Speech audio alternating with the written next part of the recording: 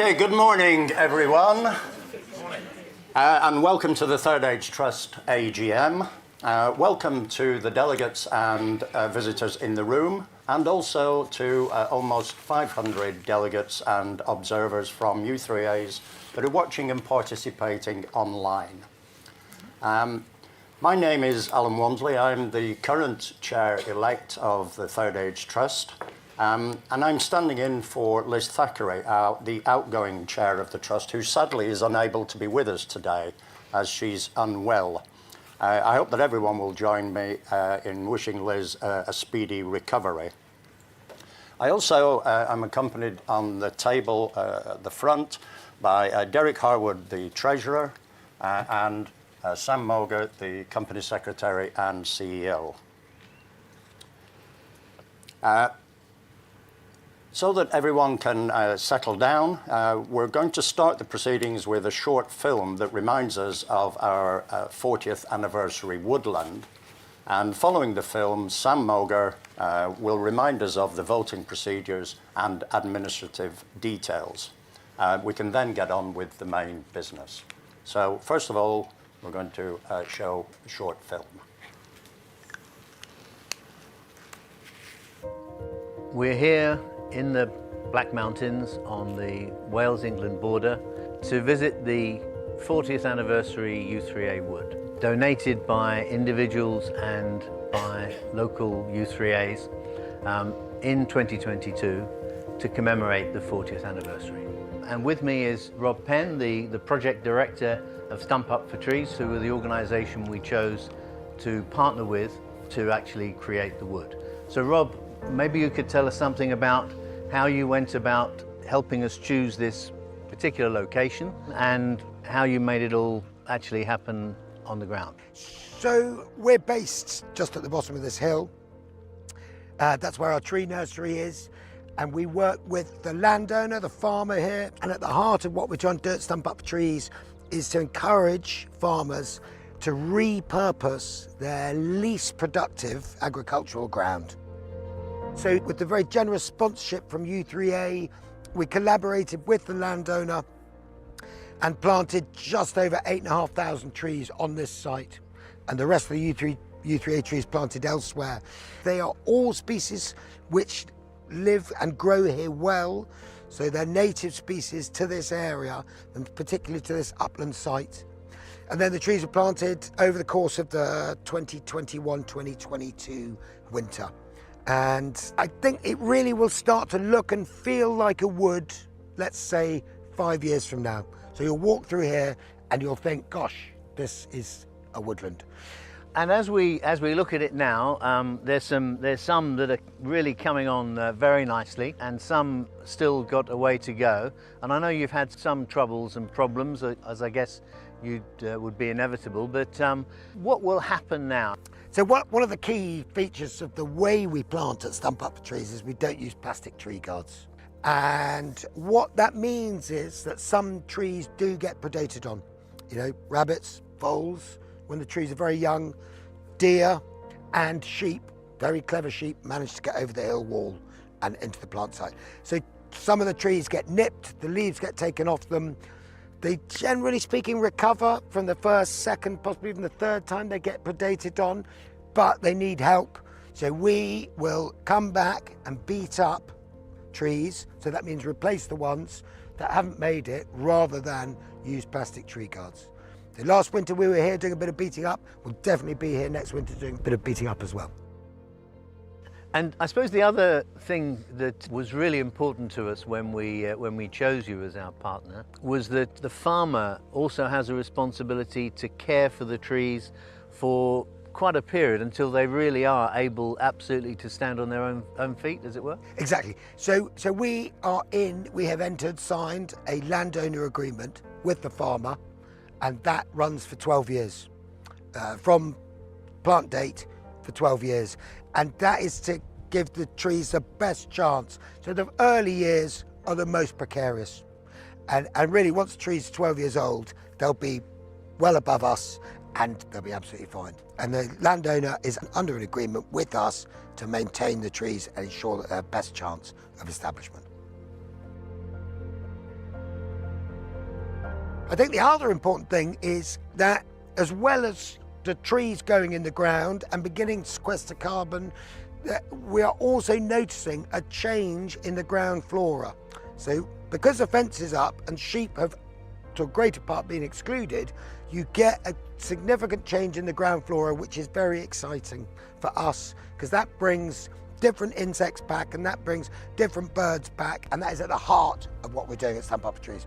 And then the other thing to note, which is just happening, I mean, it's happening right here, right now, is we are getting natural regeneration. That's on top of the trees that we planted. So trees for free, and that happens first and foremost with rowan and with silver birch, and then other species follow. But that's really exciting to see as well. I think the important thing is that it's all of us together. So that's members of the u3a, us at Stump Up for Trees, and a willing landowner all coming together to completely reignite what you might describe as a slightly dead piece of land. And in the decades to come, it's going to be a place rich in biodiversity, and we're so excited about that. So thank you.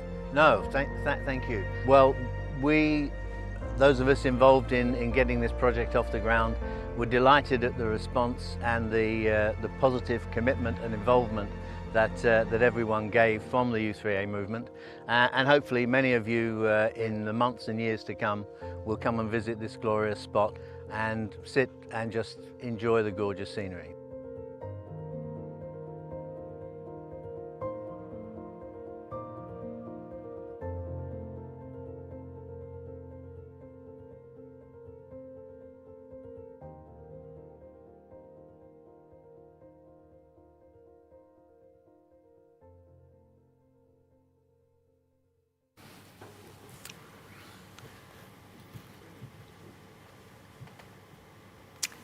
Okay, thank you everybody, and welcome to everybody, as Alan said, in the room and online. I'm Sam Morgan, the Chief Executive and Company Secretary of the Third Age Trust, and I'll be taking you through the introduction to the event before passing back to Alan, who will be chairing the annual general meeting today. Today we're really pleased to be joined by so many u3as in person here at Milton Keynes and remotely from all over the United Kingdom to hear the debate and vote on the business of the day. The Third Age Trust, with the membership of u3as, links to every one of us here, and all of us, every u3a member, every u3a committee member, every volunteer for the Trust, every staff member and the Board of Trustees have contributed to keep the u3a movement and the u3a community strong and vibrant, and to succeed in making it the great membership movement it is. We've taken steps to make this meeting as accessible as possible to as many members as we can, and I'm very pleased to extend a warm welcome to all of you who are participating online through our virtual meeting platform, and of course to all of you that have made the journey to here to Kent Hill Park. First of all, I'd just like to take a few moments to explain the voting procedure that we will use today. For those of you that are the registered person to vote from your u3a, votes will appear to the right hand of the video under the Vote tab. When a vote begins, it will automatically switch to this tab. You can click on the Vote tab and wait for the votes to appear. Once a vote has begun, you will see the resolution being voted on. Simply select your voting direction from the options shown on the screen. The option you have clicked will highlight and the other options will be greyed out. If you need to change your voting direction due to error, please click again on the option you wish to select before the vote period ends. For those in the room and those attending remotely, remember to ensure the device you are using to access the AGM is fully charged and you have accessed the u3a AGM site. All voting will take place online. For those online, there is a chat function and for those in the room, there's a chat function on the Attend to It platform, which is on the bottom right-hand side and looks like a speech bubble. So if you have difficulty, please use that chat function. At various points during the meeting, voting delegates joining us remotely will be able to submit questions or comments depending on the item. To ask a question, please use the interaction panel to the right of the video. Click on the Ask tab and put your question in the field below. And when you're ready, please click Submit. The chair of that particular item will read or summarise the points and either answer the question if it's relevant to that person or pass them on to another presenter. For those of you in the room, please can you raise your hand? You've been allocated question cards to those that can ask questions. The cards will be collected and passed to the chair. The chair will read out your comments and contribution. Please remember to put your name and your u3a on the card. According to the attendance report, we now have a quorum, so I have pleasure in declaring the meeting open. And I will now take you through the voting statistics. 375 u3as have indicated they wish to participate in the AGM today, so being present today, holding 896 votes. And in terms of proxy statistics, prior to today, 226 u3as proxying votes to the company secretary, of which 96 u3as gave specific instructions to the company secretary, and 1 u3a is proxying to another u3a. So that gives a total of 227 u3as with votes engaging with the vote process on a proxy basis. And all of the details about total votes, including those present and proxies, and those actually cast, will be detailed in the minutes following today. I will now hand back to Alan Walmsley, Vice Chair, to carry us through the rest of the agenda. Okay, thanks very much indeed, Sam. Still on the theme of welcomes, I'd like to extend a particular welcome to Pam Jones and to Ian McCanna, who are present in the room. Both are previous chairs of the Third Age Trust. It's great to see the both of you looking healthy and happy. We're also welcoming today Ian Cassidy, who took up his role as CEO to succeed Sam at the beginning of this month. So welcome, Ian. I don't know whether do you want to stand up? Yeah. So everyone knows who you are. Thank you. So without any further delay, I shall move to the first item on the agenda, which is Resolution 1, the approval of the minutes of last year's AGM. To save time, we asked some u3as in advance if they would be prepared to propose and second these motions, and we have the motion, the resolution proposed by Vivian Imre O'Duffy from u3a Glasgow West End and seconded by Mo Cave of Sheffield u3a. To repeat a little bit that Sam said earlier, for those of you that are registered to vote from your u3a, votes will appear to the right of the video under the Vote tab. When a vote begins, it will automatically switch to this tab. Alternatively, you can click on the Vote tab and wait for the votes to appear. Once a vote has begun, you'll see the resolution being voted on. simply select your voting direction from the options shown on the screen. The option you've clicked will highlight, and other options will become greyed out. If you need to change your voting direction, please click again on the option you wish to select. So I'll now open the poll for you to cast your votes on Resolution 1 on the agenda. The slide reminds you how to cast your votes. I'll keep this open for a few minutes to let you give you time to get used to the voting system.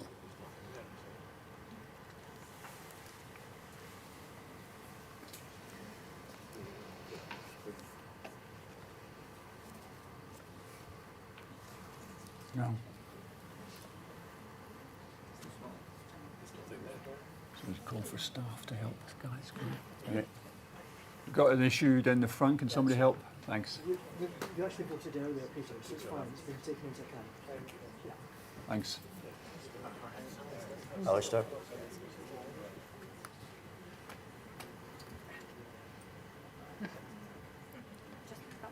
I think Alistair. Alistair dealing, yeah. Everybody else happy?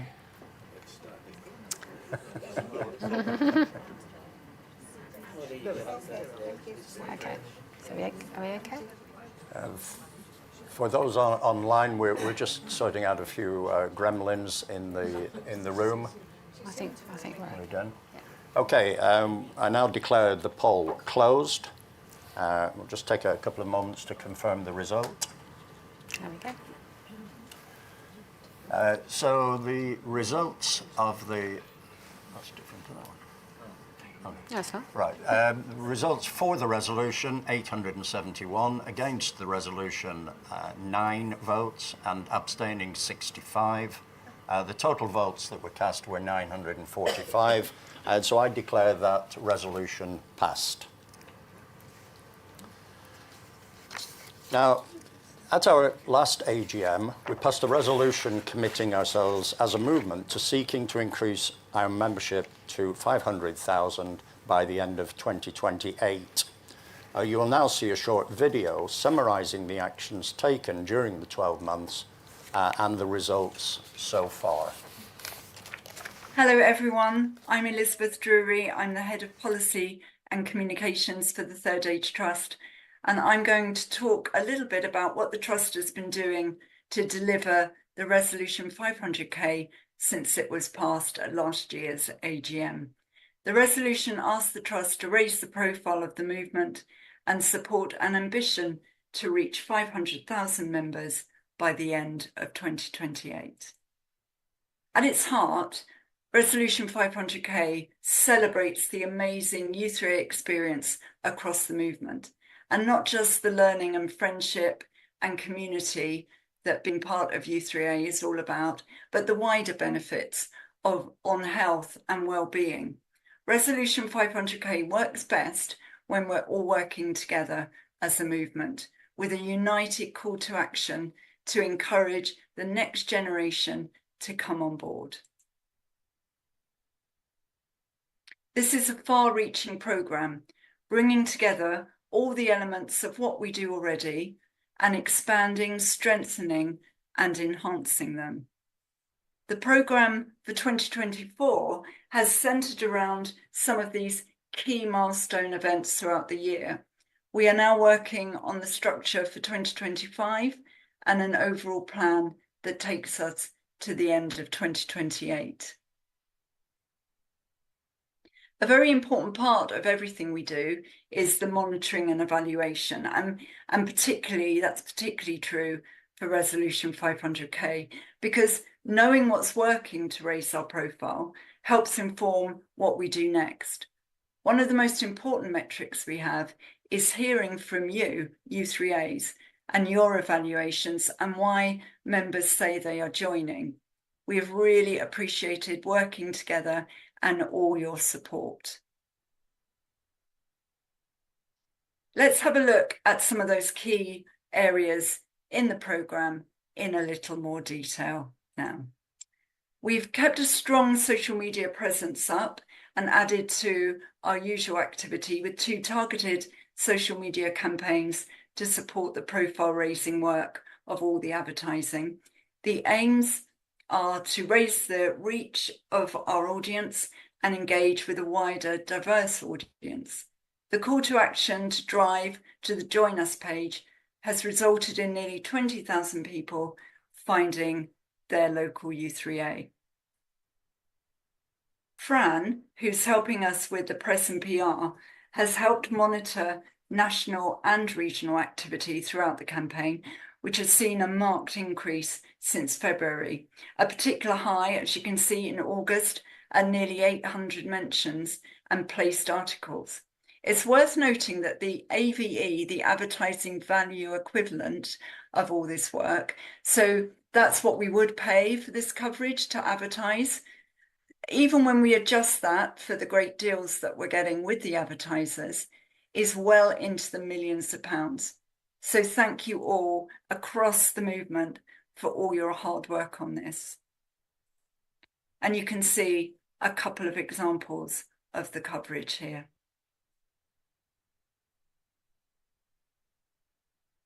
Boom Radio has been the focal point of the campaign for this year. Liz Irvine, the trustee for Scotland, and myself carefully researched many options for advertising before settling on Boom as the best value for money for the reach. We're very grateful to the many u3a members who pointed us in the direction of Boom Radio in the first place. You can see from the post-campaign report that it gave us the opportunity to broaden the reach and reach a much wider audience.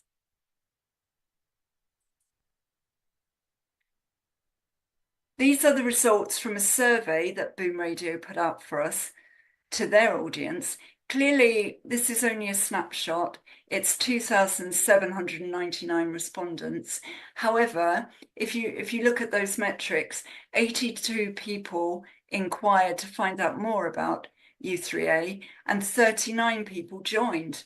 The reality is that this should be much higher because there's 60,000 people listening to Boom every week. Everything we do is focused on driving to find your local u3a, to encourage people to join and find their local and nearest u3a to do that. There was a marked increase in traffic on the main u3a website throughout the Resolution 500k programme so far, with thousands of new visitors to these important pages of Find and Join Your Local u3a.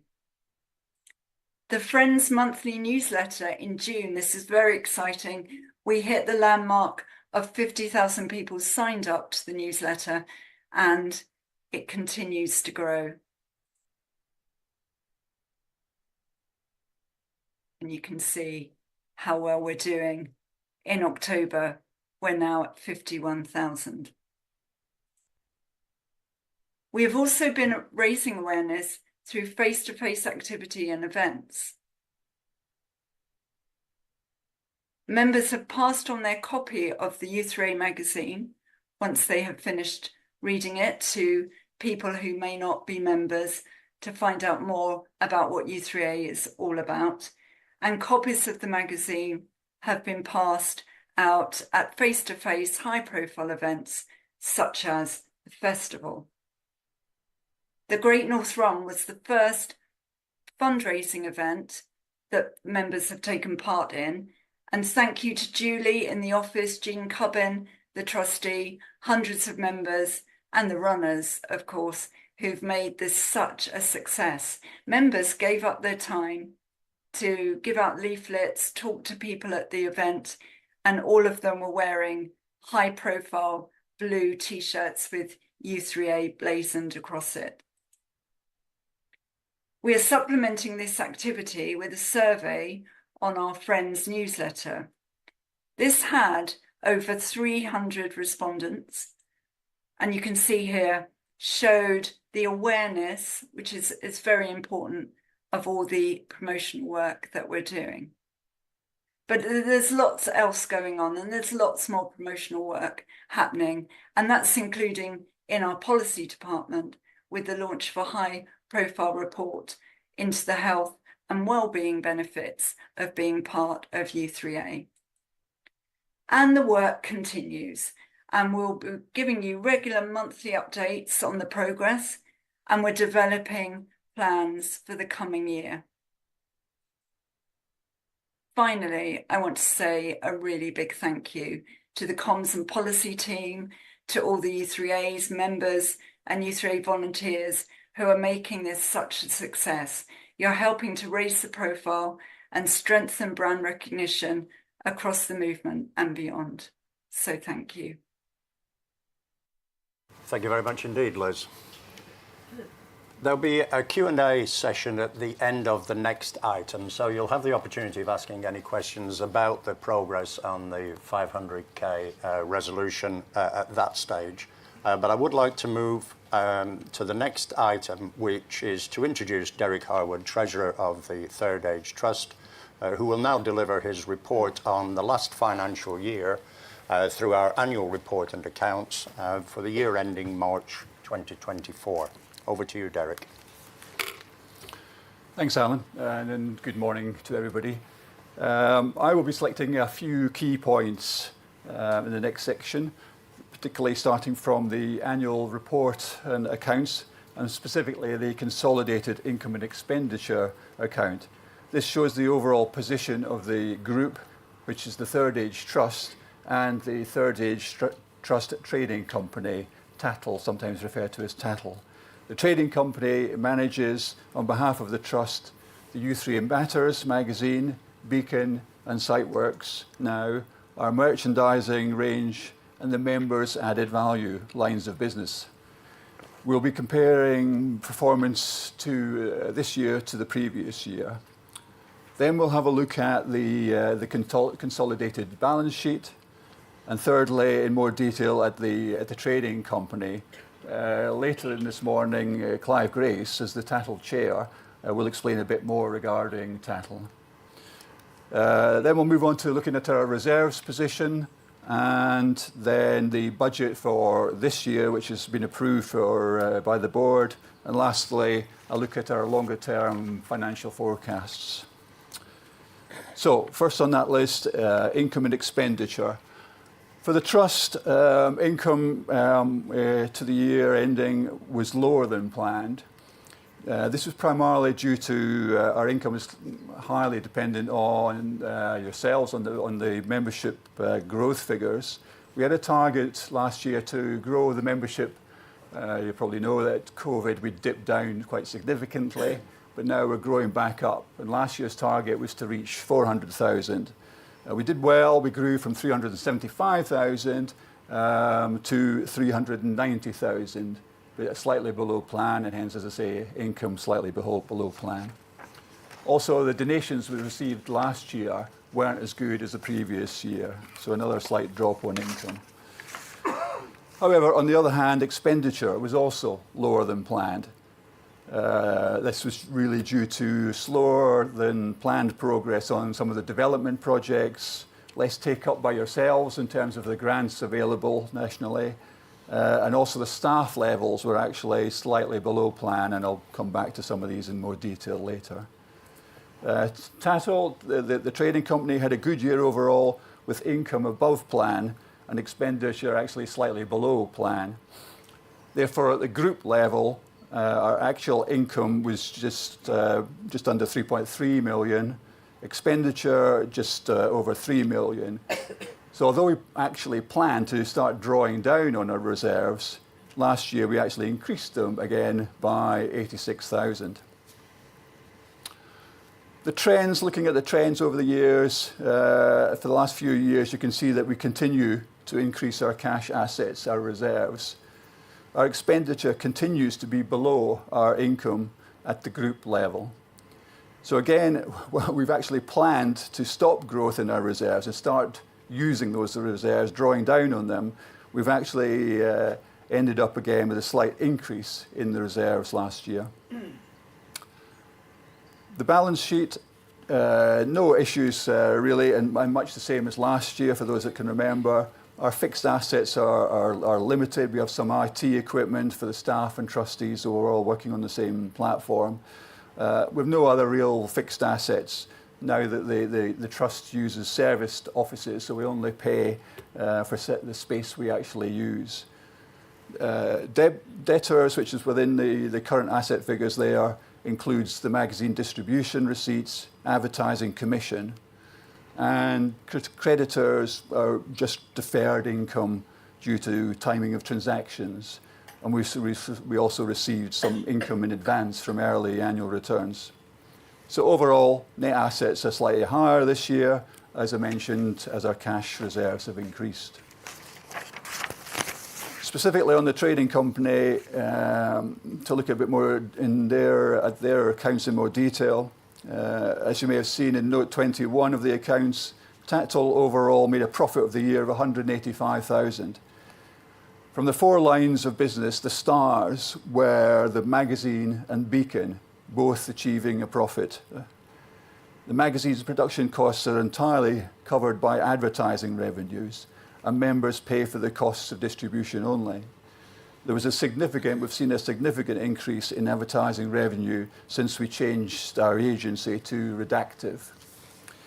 The Beacon licence fees, which we held again for the 4th year at the same rate, and we still are growing the number of users with now over 610 u3as using Beacon and networks as well. Merchandising didn't perform so well. You've heard about the 40th anniversary tree, so that was a great initiative. But generally, merchandising, it hasn't been performing so well the last couple of years. So we are actually changing our partner there, Brand IQ, and we're moving to a new company that will provide a better shop window into merchandising. And also Tactile has been looking to develop a 4th line of business, and that's really the new Friends Extra scheme. And again, Clive will talk about that a bit more later. Group reserves at the end of the year, as I mentioned earlier, cash assets have grown again. If you recall, our reserves basically are made up of the Barbara Lewis Fund. This is a restricted fund to particularly assist u3as, new u3as and startup, or any relaunches that was mainly after COVID. And we've had a couple of new startups, and again, you'll see some detail on that later. So the balance remaining within the Barbara Lewis Fund is just over 8,000. Designated funds, this is for our development projects, which have progressed in the year, and hence expenditure has occurred. So we're slowly drawing down on those funds, and these have been reduced now to £102,000 remaining for ongoing work. The rest are unrestricted general funds. The remainder,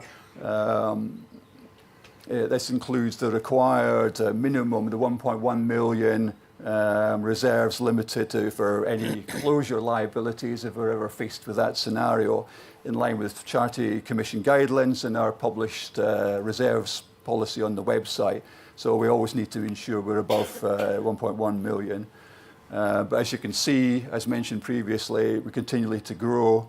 So we're just under 2.3 million now, reserves, total reserves, unrestricted reserves. And as I said again earlier, while the deficit was expected, that increase was actually 86,000 in the year in our reserves. The next one, same information really, just as a pie chart. And as I say, the majority of our funds are in the big slice, the unrestricted general funds. So that was looking back over last year. Looking forward now to budget for this year, 2024-25. Our trust income, as I mentioned, is heavily dependent on our membership subscriptions. And while we continue to grow, we need to be targeting the resolution 500,000 that Liz Drury mentioned in the video there. So our target for this year, while we were slightly under last year, the target this year is for 405,000 to grow our membership to that, which equates to an income of 1.6 million. Other minor levels of income that we've allowed for in our budget, our plans are 193,000 from Riviera Travel. Hopefully you're aware of this partnership we have for Riviera Travel, largely for the benefit of u3as, any member booking through Riviera Travel. We also get some income from a growing amount of interest with our bank, our cash assets in the banks. And also interest groups online. We get some subscription money coming through IGO in interest groups online. For donations this year, we've assumed £32,000. And regard with the Tattle income streams, again, the big ones there, the magazine, where our plans are for 1.3 million for magazine revenue, and from Beacon, 226,000. That's our income figures. So overall, at the group level, a consolidated income figure of 3.4 million. Expenditure. The largest expenditure items are our member support services. I'll come to this in a bit more detail in the next slide. But we have 1.6 million spent on member support services. Then the next large item is the cost of production of the magazine. Merchandising is a cost, obviously, and business development within Tattle. Those expenditures add up to just about 1.2 million. Development projects, so a lot of this is expenditure in terms of our normal member services, but moving forward, we have a number of development projects that we've been following in the last few years. So in the budget for this year, we've set aside £134,000 for ongoing work on the development projects. With regard to grants and regional expenses to support the u3as and our networks, we've allocated 52,000. And again, I'd encourage u3as to take up those grants. The money's there for you to support your activities. And then we have AGM expenses, another general committee license expenses, insurances, that adds up to 537,000. Giving an overall expenditure figure of just over 3.5 million, which is slightly higher to the 3.3 million of last year. I mentioned the office support services. Again, hopefully most of you are aware in terms of the staff organisation. We have three heads of departments, three departments there, and that's basically the main support services there for the u3as. Last year, 2023, our budget was based on growing the staff level from 17 full-time equivalents to 24 full-time equivalents. This wasn't actually achieved due to we had some staff leavers. Our actual turnover compared to other charities is pretty low, but we still get people that move on. So we had leavers. And then actually we find it's quite a tight market in terms of trying to recruit and find replacements. So then we get a gap from an expenditure point of view. And also generally from a budgeting point of view, we assume that a new start will be from the beginning of the year. And again, it's taken us time. So the actual expenditure is then incurred during the year. So overall, in 2023, we only achieved 19 full-time equivalents. This year, 2024, our target was to grow a headcount of 23. But again, in these figures I've just reported, we only actually achieved 19 again. So we've been steady in terms of the staff levels over the last 2 years. Again, you might hopefully have seen this, same as the last one. These are on the website. This is basically trying to show where the £4 subscription fee goes, the types of services, the range of services that are supported by the subscription fee.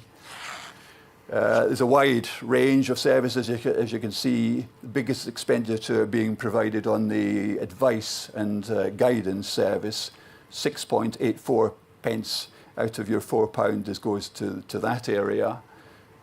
This includes the phone helpline and the email submitted. And again, actually, to give you a feel for the quantity there, as an average per week, there's about 429 queries coming into the office for the staff to handle, about 296 by email or web form, and the rest, 133 by phone call. And then you'll see another big slice, next big slice is communication. And again, you've been hearing about 30p of the subscription money goes to supporting communications, either externally or internally.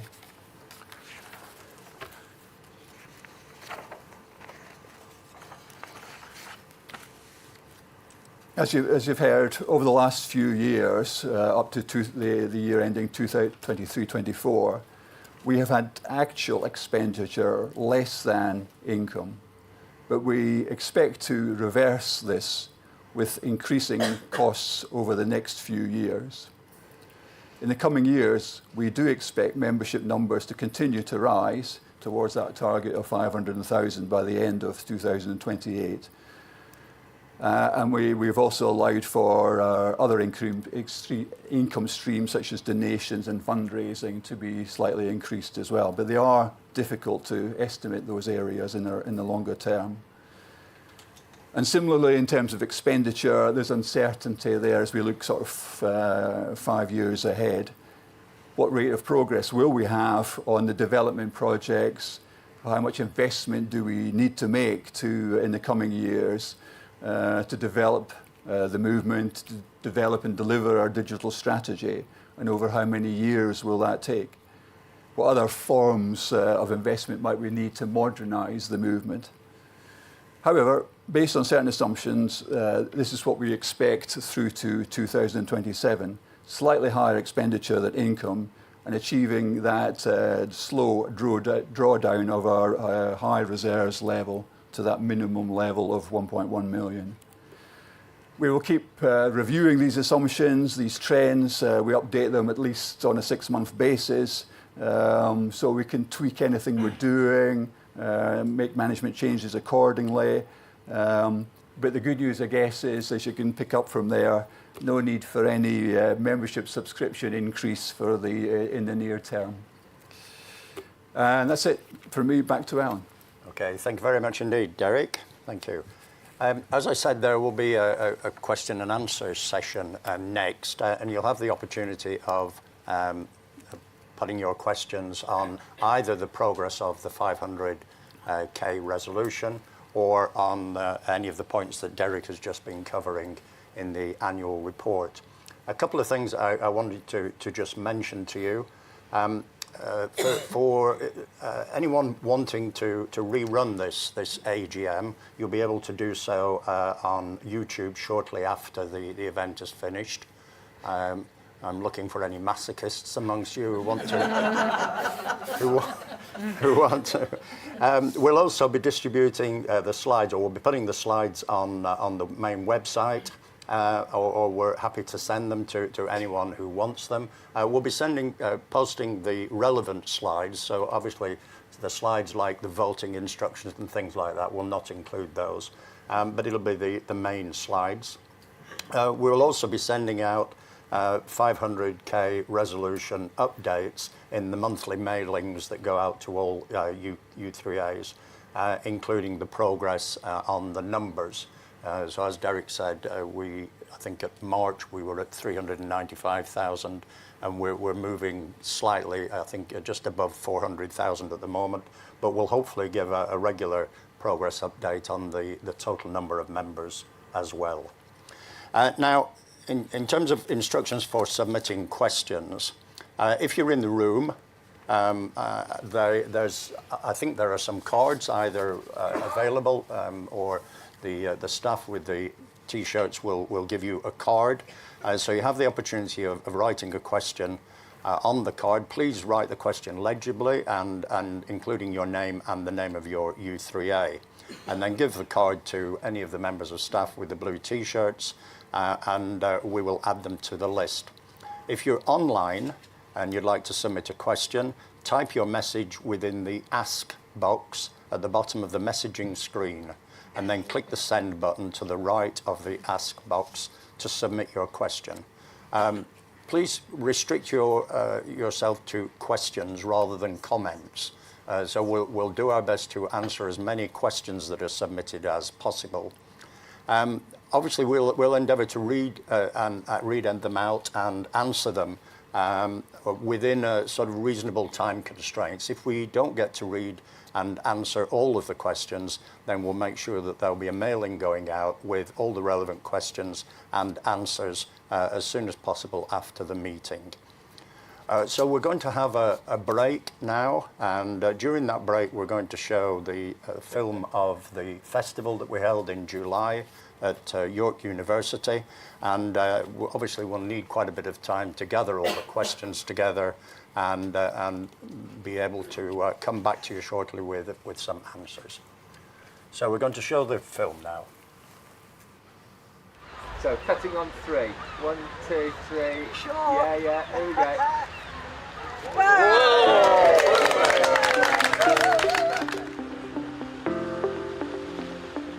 This is the first ever national u3a festival in York at the university. The festival is really a celebration of everything that happens in u3as every day in every city and town, more or less, across the UK. We have somewhere in the region of 800 or 900 people here today. There are 80-something activities, and we've got members from as far away as the Channel Islands and the north of Scotland. So people have come from all over the place. This area is being used for pétanque, the French boule, and these people that are here trying are all u3a members, and they're all here really to enjoy their first game of boule. So if I give you that, I enjoy sharing skills, and it's nice to see people, after they've given it a try, come out smiling. Too heavy. Oh, pants. I've never played before in my life. Oh, that's a good one. Not every community's got these opportunities, have they? So I'm trying different things that, you know, you don't get a chance to do in everyday life. It's good to learn something new as well, isn't it? And we've got the weather for it, so it's perfect.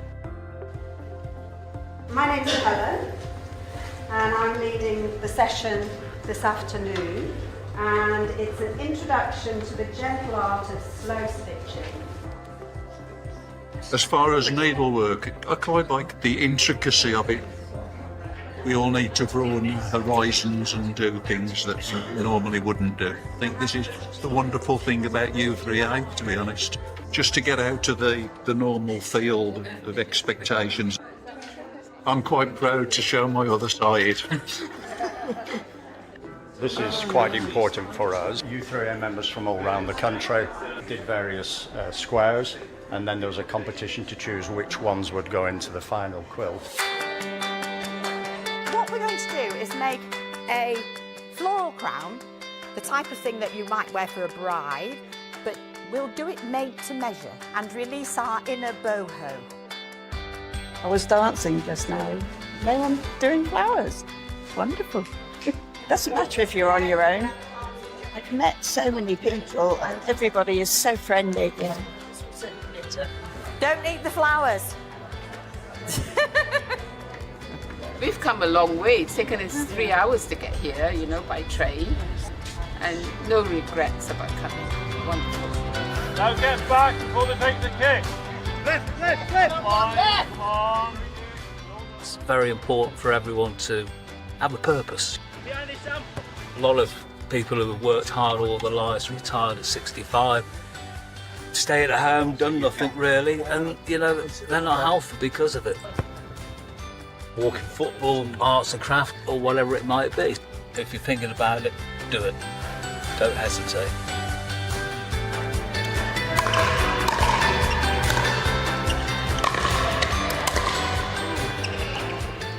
One of the reasons I've come to the event is to try new things. So rather than play walking cricket, which I do normally, I've decided to come and have a go at pickleball. I retired and I thought, well, what am I going to do with myself? Somebody I knew said, are you going to join u3a? So that's what I did, and I've become quite involved with it. Oh, it's been a lifeline for me. No, I think it's an amazing organisation. I love it. It's an eye-opener because there's so many opportunities.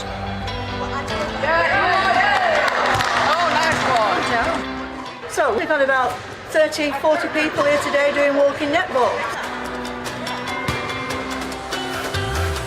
When you get older, you need to keep connected, keep going out, keeping meeting people, making friends. We always say walking netball is about having a whittle and a giddle. So we do that, we have a whittle, we have a giddle and enjoy it, and obviously it's about social interaction and all that sort of stuff.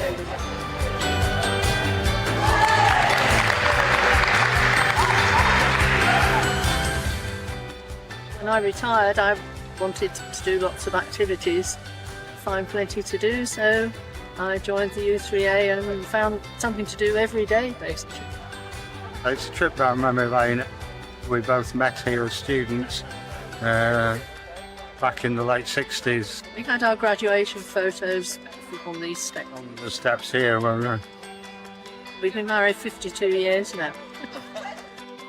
This is the only thing that is being done that is not in the melody. I think one of the fundamental things about u3a is that the people with a passion share it with other people. Staying enthusiastic about life, I believe, is vital, and I find that u3a just helps me stay excited about life. It's like that, and it's one complete motion. It's just amazing, and the organisation that's gone into it is unbelievable. u3a just enriches my life. I have to give huge congratulations to the team. We hope you're going to do it again. Yeah, definitely. We'll come again.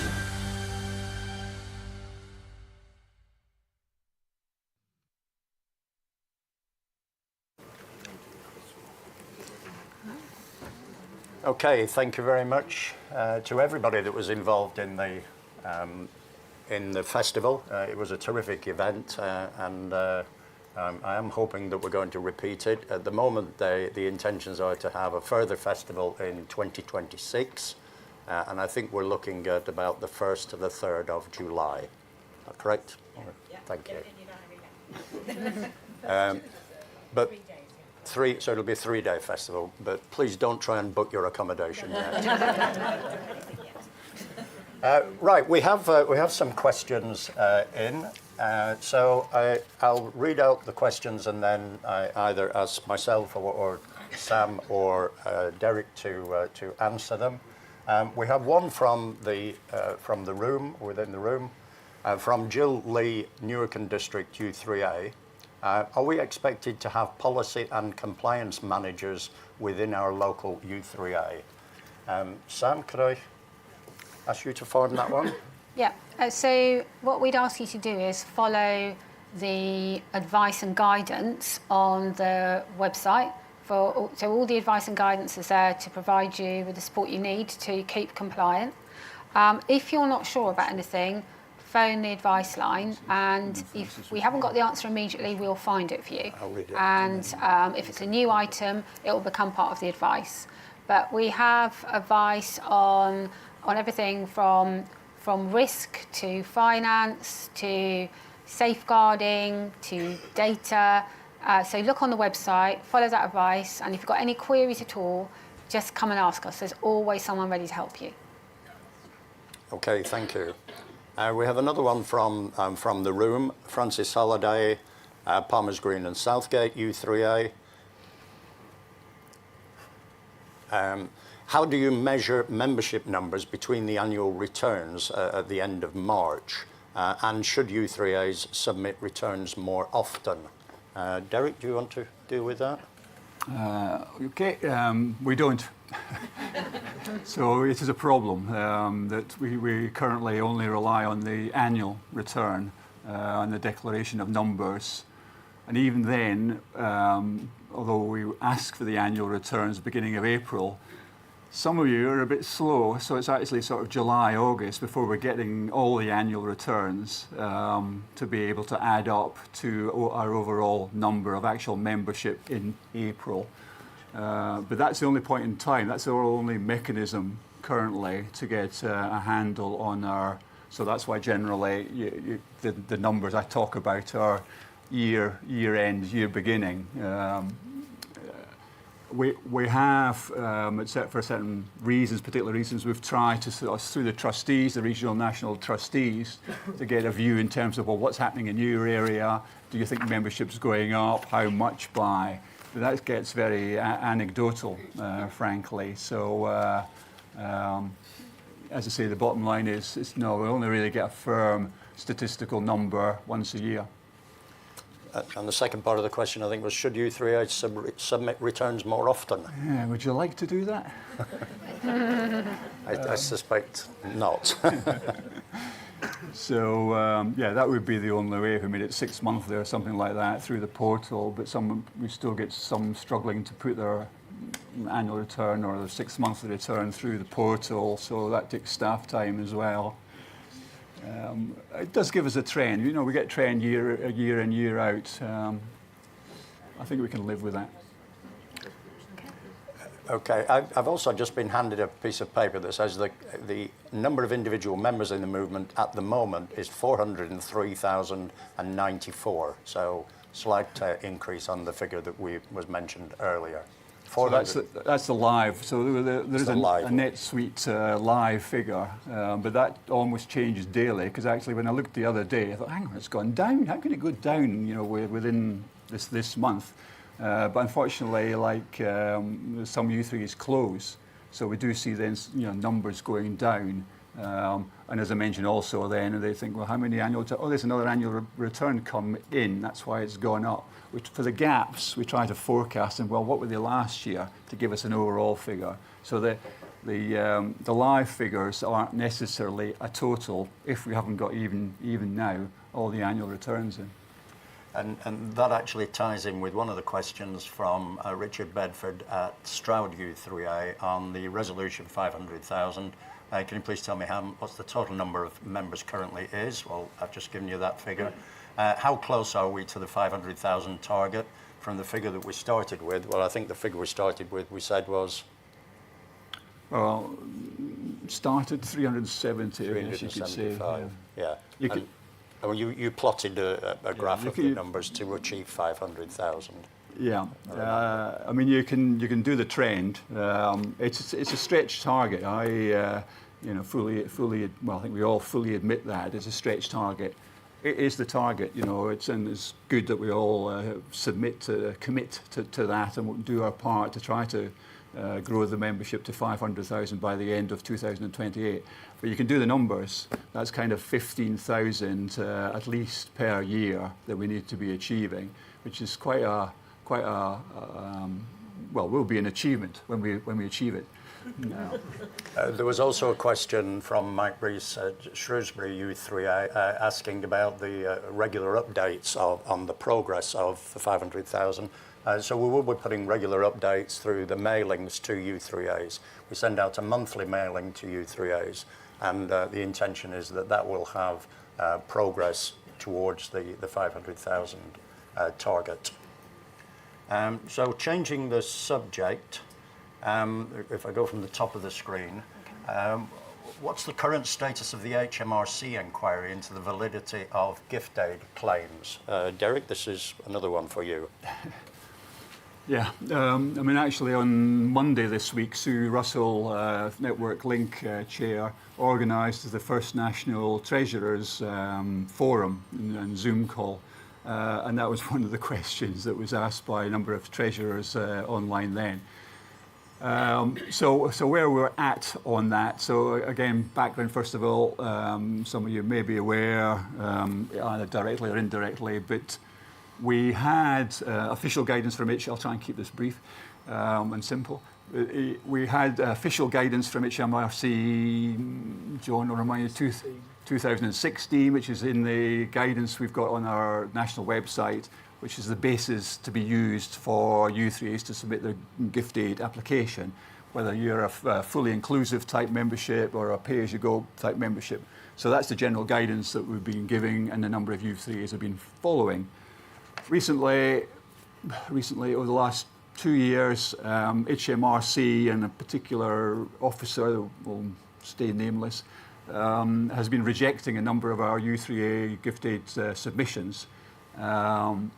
So we think there's about 12, and if you're a U3A that's had their gift aid submission rejected recently, please let me know. But we think there's about 12 that have been rejected.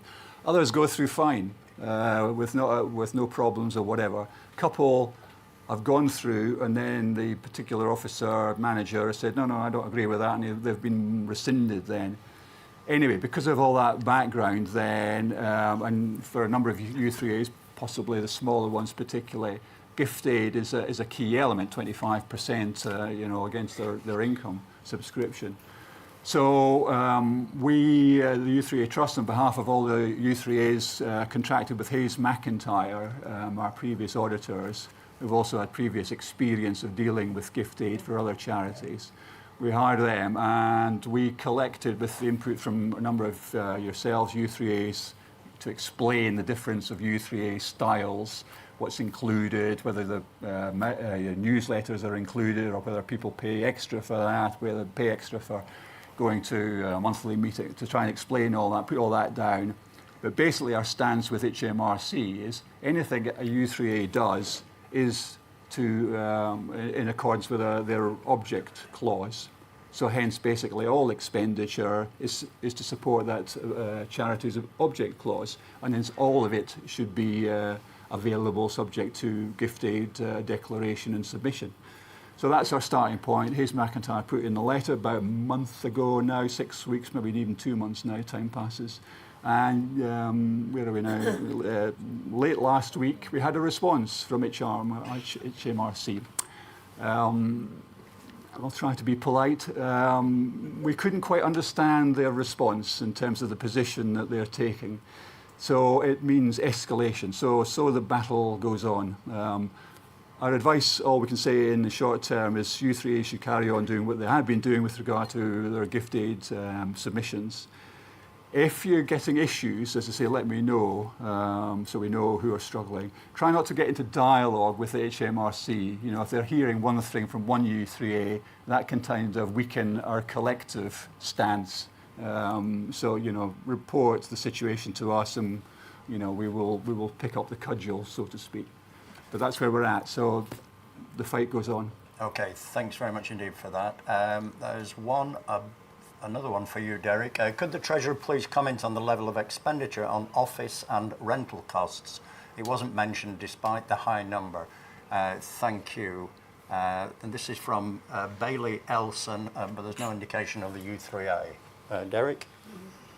Hi, in relevance to what? As I did say, that now we don't have any of our own premises. We don't have a big building, a U3A building. All we do is we take rented space in a part of a leased communal building. Some of you might have visited. It's generally one room. Again, frankly, a benefit. Was there any benefits coming out of COVID? Well, yeah, one of the benefits is we got used to working from home, flexible time. So we never, and I mentioned the numbers, 19 full-time equivalents, so that's a head count of about 24. We never need space, office space for 24 people, actually. We can minimise the space requirement based on who's working from home on a Tuesday, who's coming or going. So actually our space that we rent is very small. So relatively, yes, I know it's London, and some say, oh, that's high cost, why are you in London rather than Manchester or Liverpool or wherever? And that's lots of background there. We've looked at other alternatives, but it is a matter of where we can get good staff from as well. So we are in London, but as I say, relatively, the space we use, I would say, is small, low, compared to, we used to have a bigger office, our own office, but we've cut back on that. Okay, that's fine. Thanks very much. So 2 questions on Beacon. Have you considered reducing the price of Beacon to encourage more U3As to sign up? This is from Anne Berwick on Tweed, U3A. And a similar question, is there a plan to make Beacon a free facility, as we're having some difficulty selling it to members despite its benefits to officers? And that's from, I think, Leslie Parsons, Carrick, U3A.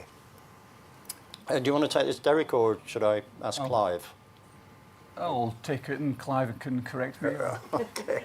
So yeah, I mean, I always sort of worry a bit when I say the stars within Tattle. One of them is Beacon, and it made a profit. I also mentioned in terms of the £1 per member we've held now for a number of years. The profit generally is ploughed back for Beacon development. So I mean, again, a lot of you know, well, there's Alan in the room as well. I think we've got something like 40 volunteers or even maybe more that support Beacon. So lots of the effort to support Beacon is free through the volunteers. But we do have, you know, hosting costs, security, can't think of the words, what do you call it? Pen test. Pen test, to make sure that it's safe and secure and things like that. So we do have costs. So annual cost for Beacon, and we're developing it, as I say. So we also use external company for the code development. Again, it's checked internally as well through the volunteers or whatever. But again, if you've seen recently the developments in Beacon in terms of cash management for group coordinators, yeah, that's a significant development there. So we are ploughing money back into Beacon for the development. Funnily enough, Ian was asking about our forms of income the other day in terms of, well, why is Beacon charged separately and why do we have £4 over here or whatever? So who knows what the CEO might consider in the future. But of course also we have Siteworks at the moment. We've made a nominal charge of £50 per year per u3a for Siteworks, a new website platform. Is that going to be enough? Time will tell as more go on to Siteworks and we've got more annual costs coming in. And then, of course, we're looking at integrating Beacon and Siteworks. Well, how does the charging work if we're integrating? The key point really is we do want to encourage u3as to use Beacon because we think it's a good system. There's many tell us it's a good system, whether it's for membership or the finance. Some like it for finance, some don't. Group management as well. So overall, people like Beacon. Hopefully they'll also grow to like Siteworks. If we get them integrated, it's a great product. We want to, it helps u3as, so we want u3as to use it. So the charging we continually consider. Okay, thank you very much indeed. And that exhausts all of the questions, both online and in the room. So thank you very much for that. And thank you, Derek, for shouldering the burden of the answers. I'm now going to hand over to you, Derek, for the next item on the agenda, which is Resolution 2 to appoint reappoint the auditors. Yes, thanks, Ali. So that's it. Resolution 2 is to appoint Goodman Jones as our auditors again. They were our auditors last year, to appoint them again for next year. And also to, for you to authorise the Board of Directors to set their remuneration figure. So I'm proposing Resolution 2. Caroline Wallace from Decorum u3a has seconded it. Now I put it to the vote. As before, the instructions on voting are on the slide in front of you, and so you now have the opportunity to vote for Resolution 2. While you're voting, we'll show a short video of the Southport Flower Show, which was supported by the Southport u3a. And hopefully this will be another interesting video for us to see.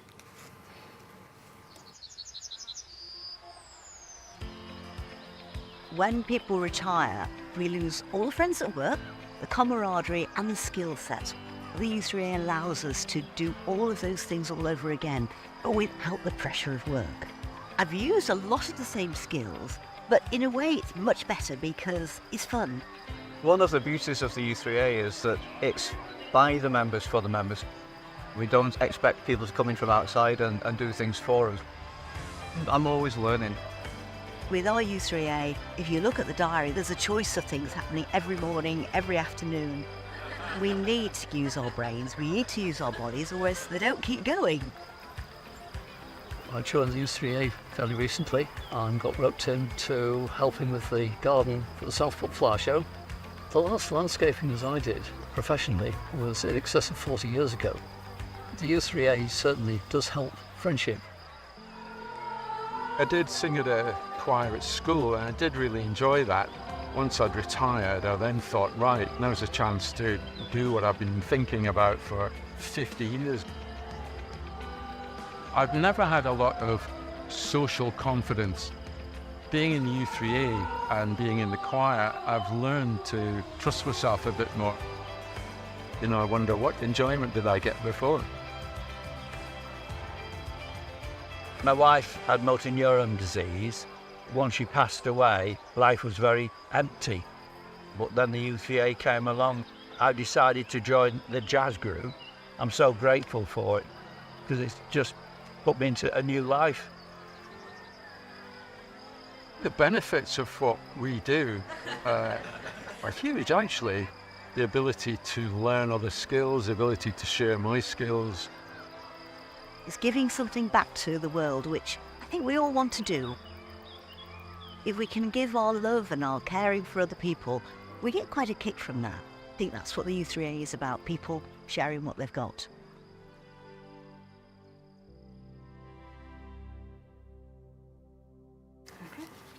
Okay, so I think the voting is now closed and the results will be appearing shortly. So I can read those out. So overall, 1,011 votes cast, 980 for, 5 against, and 26 abstain. And on that basis, thank you, the resolution is approved. Okay, thank you very much, Derek. Now we move on to the next item on the agenda, which is to announce the appointment of the Chair, the Vice Chair, the Treasurer, as officers of the Third Age Trust, and also the Trustee for London to serve as an ordinary elected director. The elections for Chair and Vice Chair took place during the summer period by online ballot, with u3as across the movement taking part. The call for members to stand for the role of Treasurer was uncontested. I'm not surprised, considering your involvement. And the call for members to stand for the role of Trustee for London from u3as in London was also uncontested. The results of the election for Chair, Sam, I guess you need to read this out. Yeah, absolutely. So we had 3 candidates, Lawrence Whale from Worcester u3a, who had 279 votes, 36% of the votes cast. John Dollymore from Wyndham u3a, who had 77 votes, 10% of the votes cast. And Alan Walmsley from Kings Norton and District u3a, who had 410 votes, 53% of the votes cast. So Alan Walmsley was duly elected. We thank all of the candidates, though, for putting themselves forward for election. It's a great thing that everybody agrees to come forward to stand for election, and we congratulate Alan on becoming chair after the AGM today. Thank you very much. Thank you.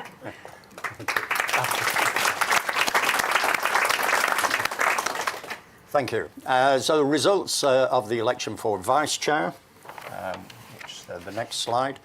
So Margaret Fiddes from Sherburn and Villages u3a received 336 votes, 73%. Alan Russell from Worcester u3a received 119 votes, 26% of the votes. So Margaret Fiddes was duly elected as Vice Chair.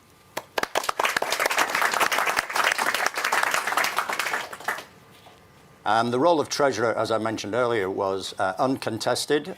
So Derek Harwood from Islington u3a was duly appointed as Treasurer. And the trustee for London was also uncontested, and Jenny Wilson from Croydon U3A was duly appointed. And we thank Jenny for putting herself forward. We'd like to stand up, Jenny.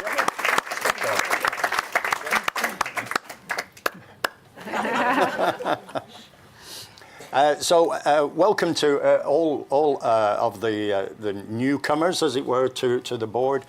We certainly thank all of the board members, all the trustees, directors for giving their time and energy to support the work of the u3a movement. And I'd also like to take the opportunity to thank all committee members in all of the U3As throughout the UK. We desperately need people to be stepping forward and being prepared to take responsibility. And I am very, very grateful to all of the committee members in all U3As. We now move on to U3As that are celebrating an anniversary in the year ended 31st of March 2020. 2024. This is a celebration of U3As with 10 years, 20 years, 30 years, and 40 years. So if we start with the 10 years, I'm not going to read them. Oh, I'm sorry, we've got new U3As first. So we have Borough Green and Rutham U3A, South East region, and Cowell U3A in Scotland. So those are the two new U3As in this financial year. And now we'll move on to these are the U3As who celebrate their 10-year anniversary in membership of the Trust.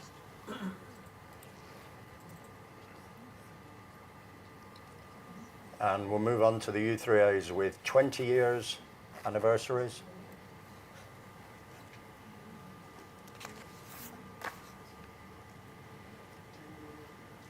And 30 years.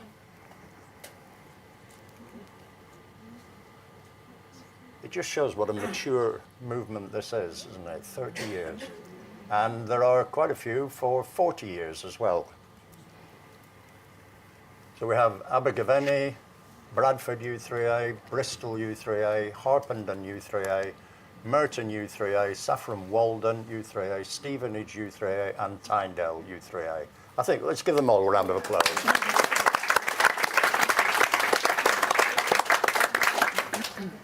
So now we come to the next item on the agenda, which is the special resolution, and I'm going to hand over to Sam Moger as the company secretary to take us through it. Thank you, Alan. So we'll now hear the special resolution put forward by the board of the Third Age Trust. As normal in our AGMs, only registered voting members may participate. For a special resolution to succeed, it needs to be passed by at least 75% of the votes cast. This is because a special resolution under the Companies Act has to be passed by a 75% majority of those members who cast their vote. You will be offered the opportunity to vote for the resolution, against the resolution, or abstain. An abstention will not be counted in the pool of votes cast because an abstention represents the decision not to cast a vote rather than a vote one way or the other. We will announce the results of all votes, including abstentions. Proposers and seconders of resolutions are permitted to speak 5 minutes for the proposer and 3 minutes the seconder by Rule 8.3 of the bylaws for general committees. Given the extent of interest in the resolution, we have encouraged members to come forward and speak on the matter. 2 registered members from U3As came forward. One will be speaking for the resolution and the other against the resolution. Each of those speakers will be allocated 3 minutes to speak. All time limits will be strictly adhered to. You may also include any comments in the Ask function online.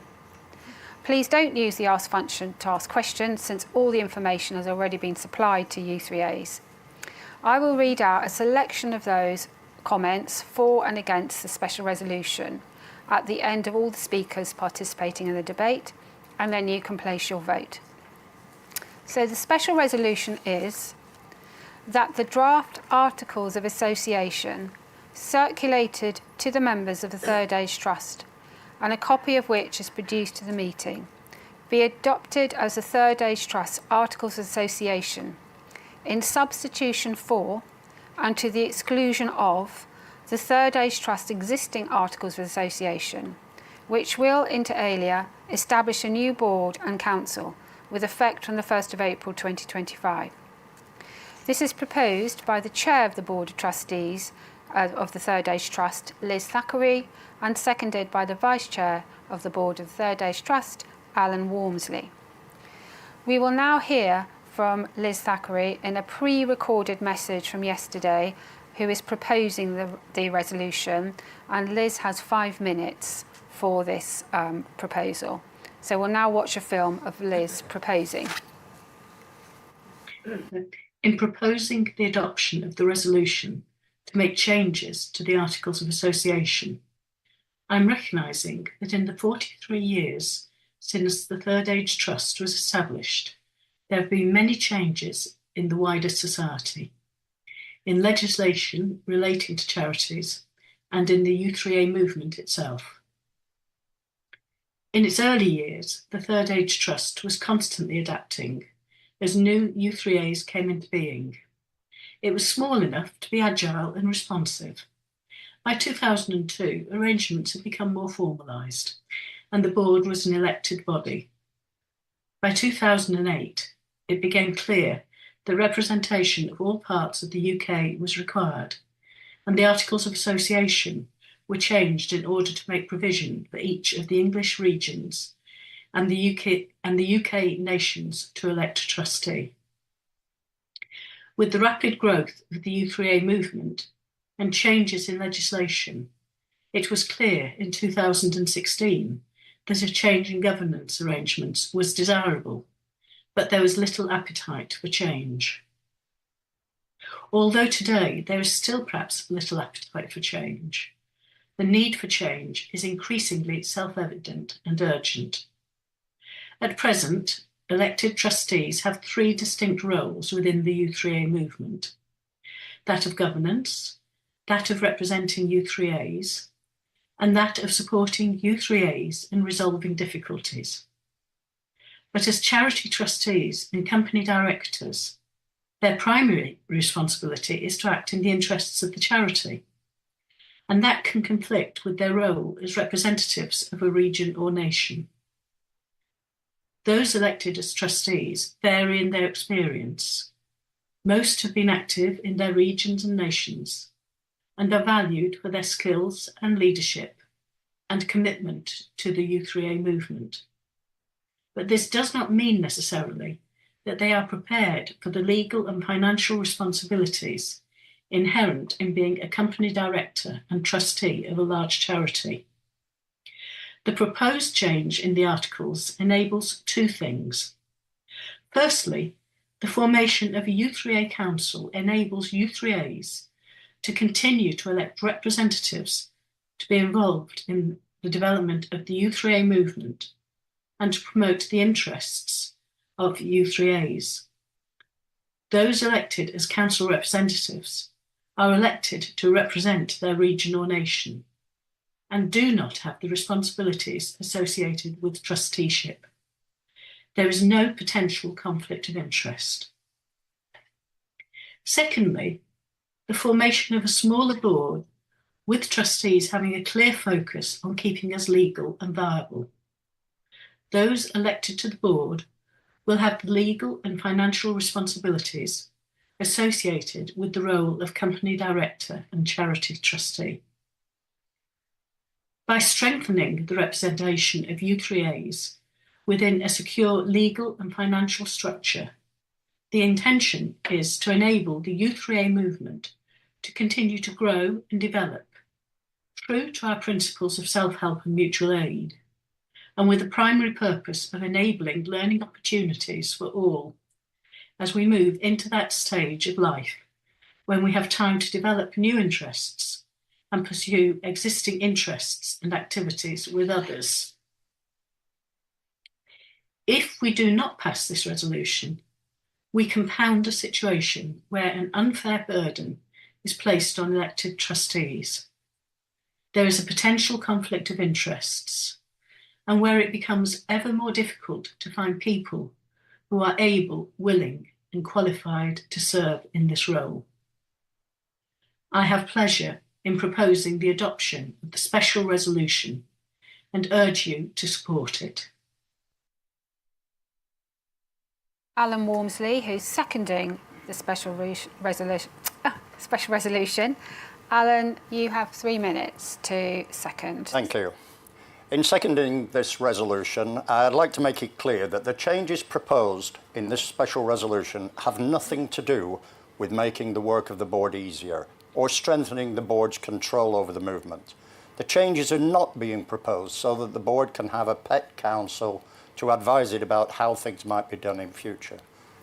This resolution comes from a genuine belief that there needs to be a greater involvement of u3a members in what happens at national level, how and why things are progressed, how they are implemented, and how they are viewed by u3as.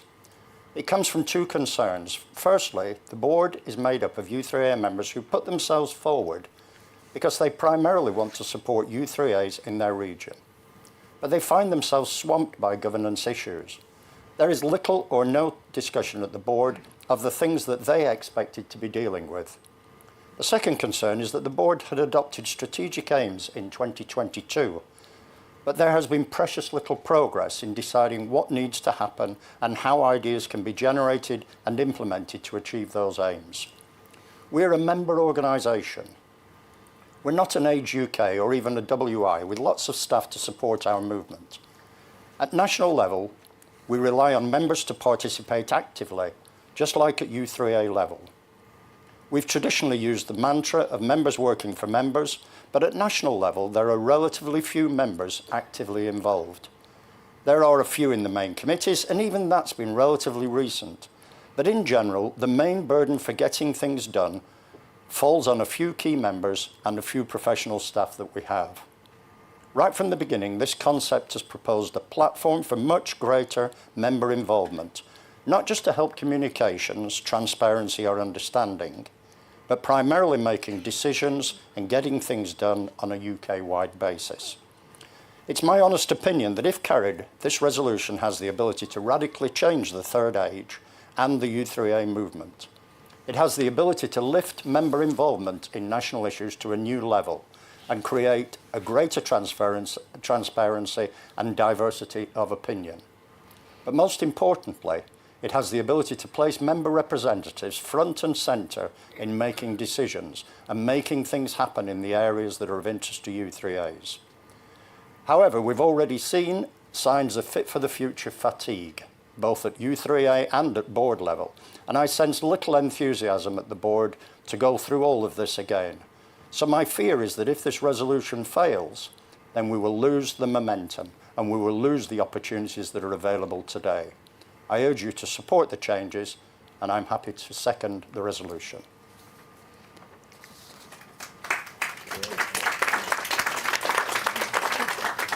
Thank you, Alan. We now come to those voting representatives speaking on the special resolution. I remind each speaker they have 3 minutes. These are the members who have indicated in advance they wish to speak on the day. If any of you wish to make any additional comments for and against the resolution, please contribute to the chat. I will read out the comments for and against, and if there are many comments, I will read out a selection for and against. Please, as I reminded you before, please don't use the chat function to ask a question. So, first of all, I call Peter Davies, Chair of Wooler u3a, to come to the front. Peter, you have 3 minutes when you're ready. Thank you. I'm looking for the trap door.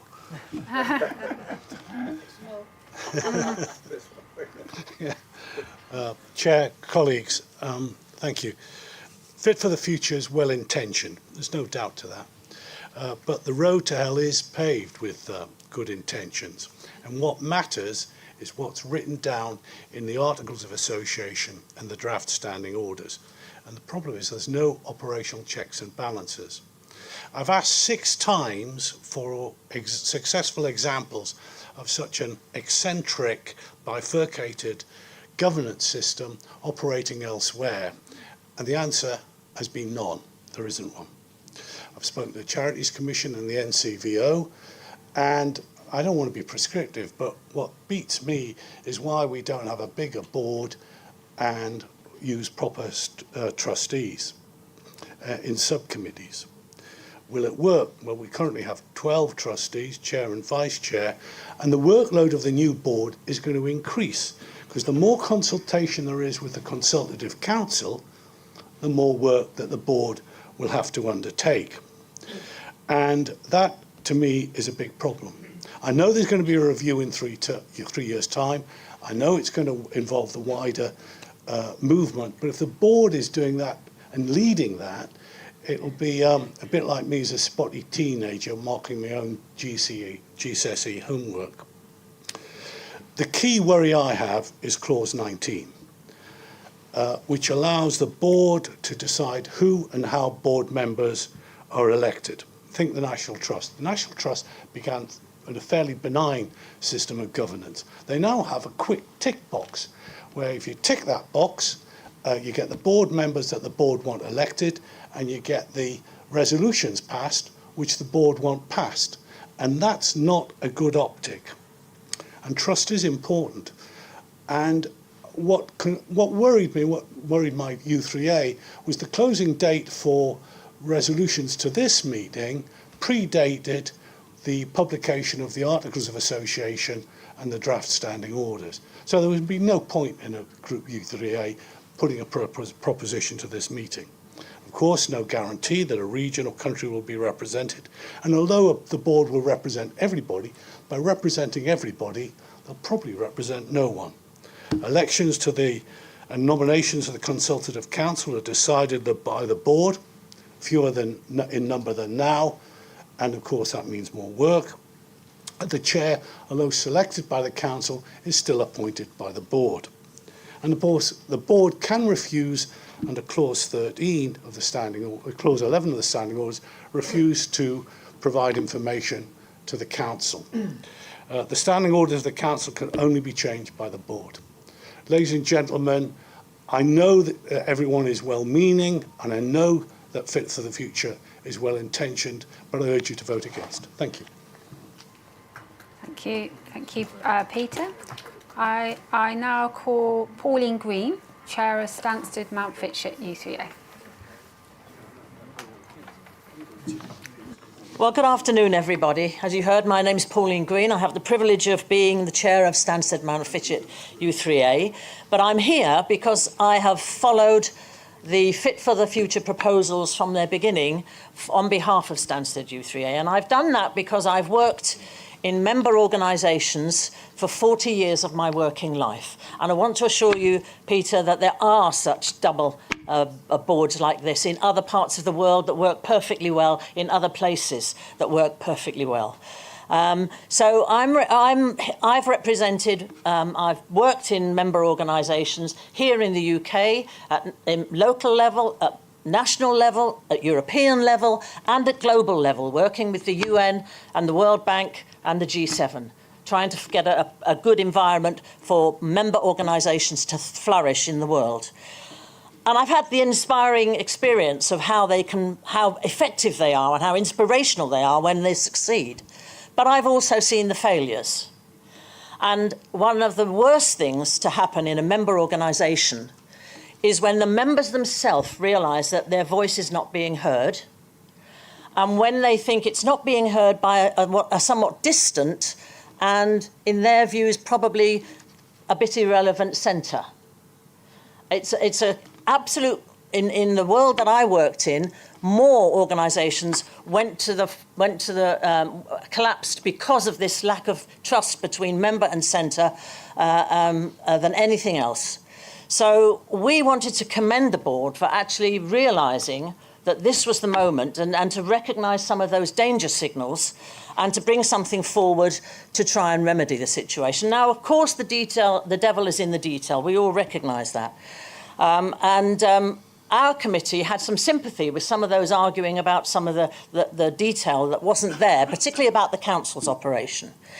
So we heard what the board was saying, that these things need to bed in before the council can actually decide on this. So we decided to look at this from a key strategic level on a few points and decide how we would vote.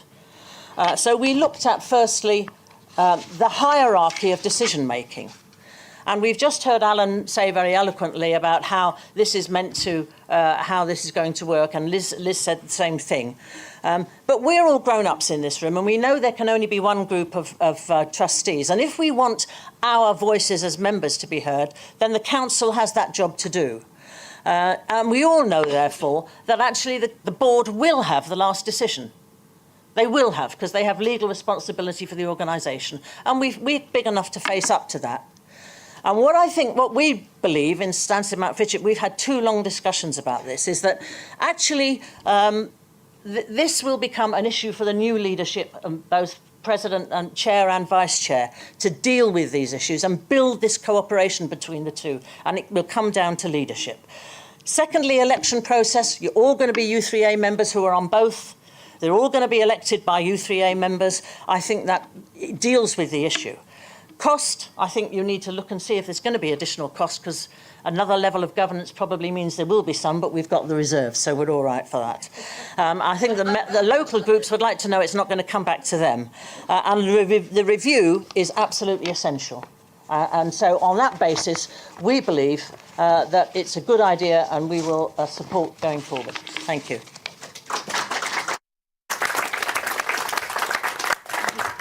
Thank you, Pauline.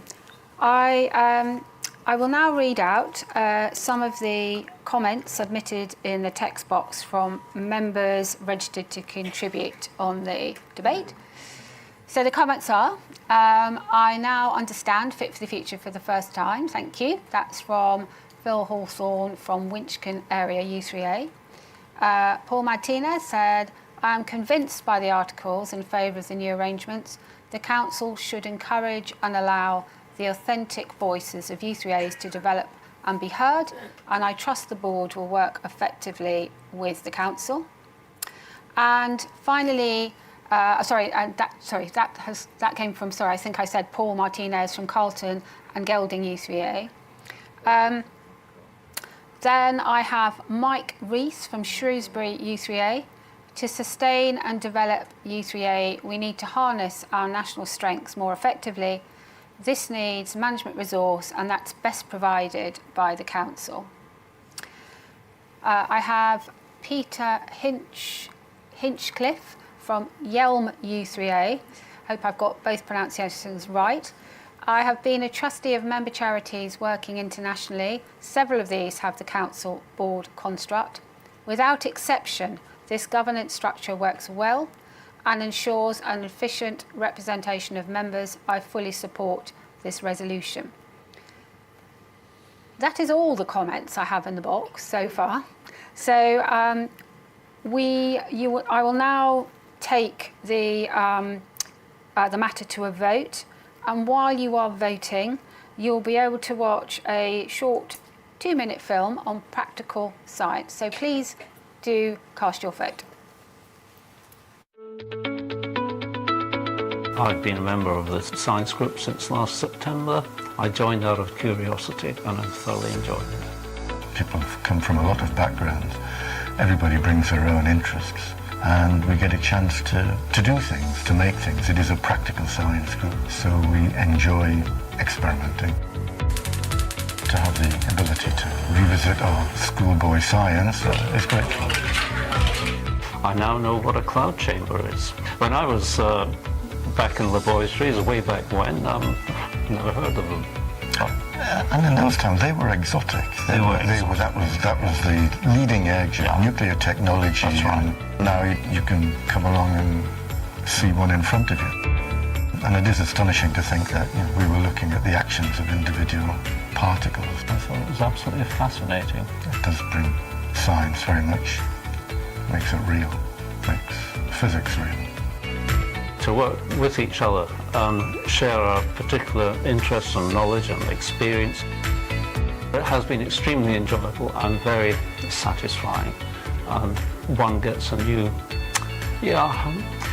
lease of life, I think, for it all. If you're interested in anything really and you want to share that with other people, then this u3a in particular offers that. If you can't find a group that satisfies your interests, then Chichester u3a make a big effort to help you create a group and find other people with similar interests. So really, it just seems like a win-win situation.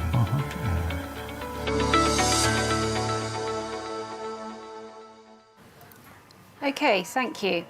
So we're now ready to read out the votes on the special resolution today. Of the votes, you'll see the slide shortly. I'm pleased to advise you that the special resolution proposed by Dr. Liz Thackeray and seconded by Alan Walmsley on behalf of the board has been carried. 1,073 votes were cast. We had 24 abstentions, 144 against, and 905 in favour. So congratulations to the board of the Third Age Trust. This is a momentous moment. I think they all deserve a round of applause.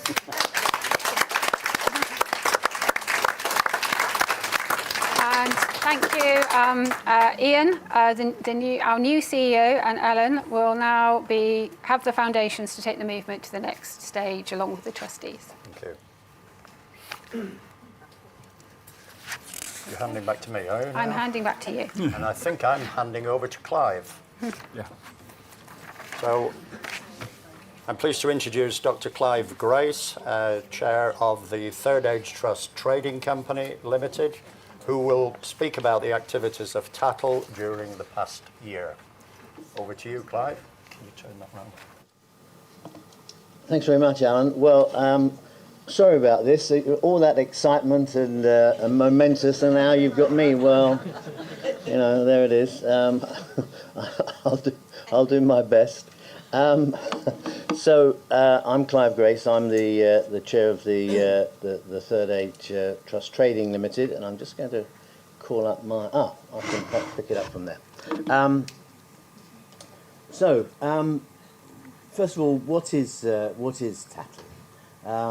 Well, it's the trading arm of the charity. We look after the commercial and quasi-commercial activities of the trust. We're required by the Charity Commission because by having a separate trading arm, separate legal entity, separately identified, separate accounts, although obviously Derek consolidates them all at the end of the year.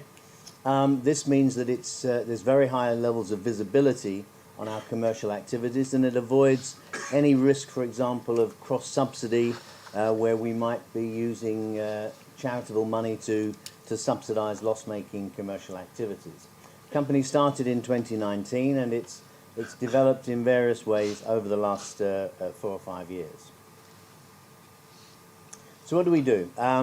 Derek mentioned some of these things, but we publish and manage u3a matters using mainly contracted organisations for editorial, production, advertising and distribution. We provide beacon and site works supported by a strong team of volunteers. We arrange the sale of branded merchandise and we provide a brand centre. And we're key to the Friends and Friends Extra initiatives. Some people ask, why is it that Friends include people who are not members of u3a? Well, if you've got a week to spare, John Bent will explain how gift aid works. You'll need a week, it'll feel like a year. But he'll explain how gift aid works and why it is that by having non-u3a members able to be friends as well, that avoids any problems with gift aid for local u3as. So we've been central to the development of that initiative. What are the numbers? Well, turnover's around 1.5 million.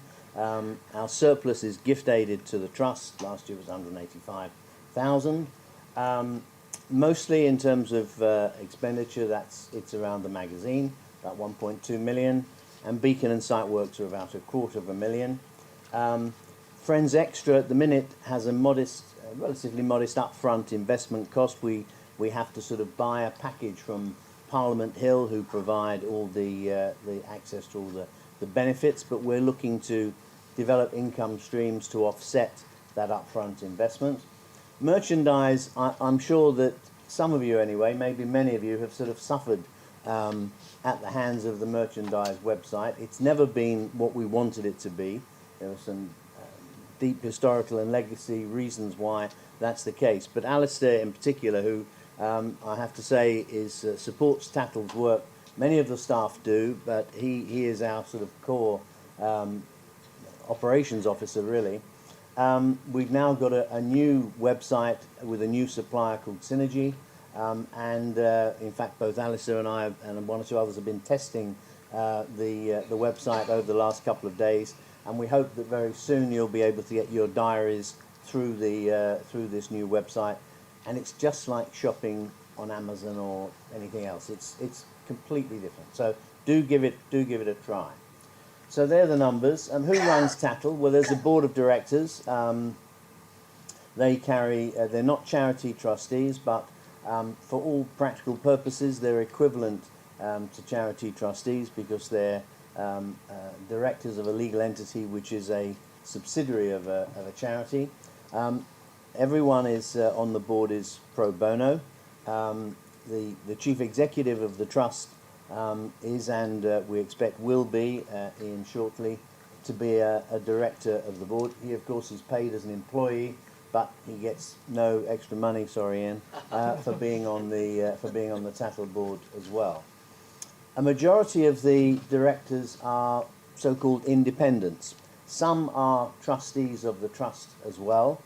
That provides a degree of continuity and overlap, but the majority are non-trustees, and that means that they are able to bring different skills, and it adds some more commercial capacity to the work we do.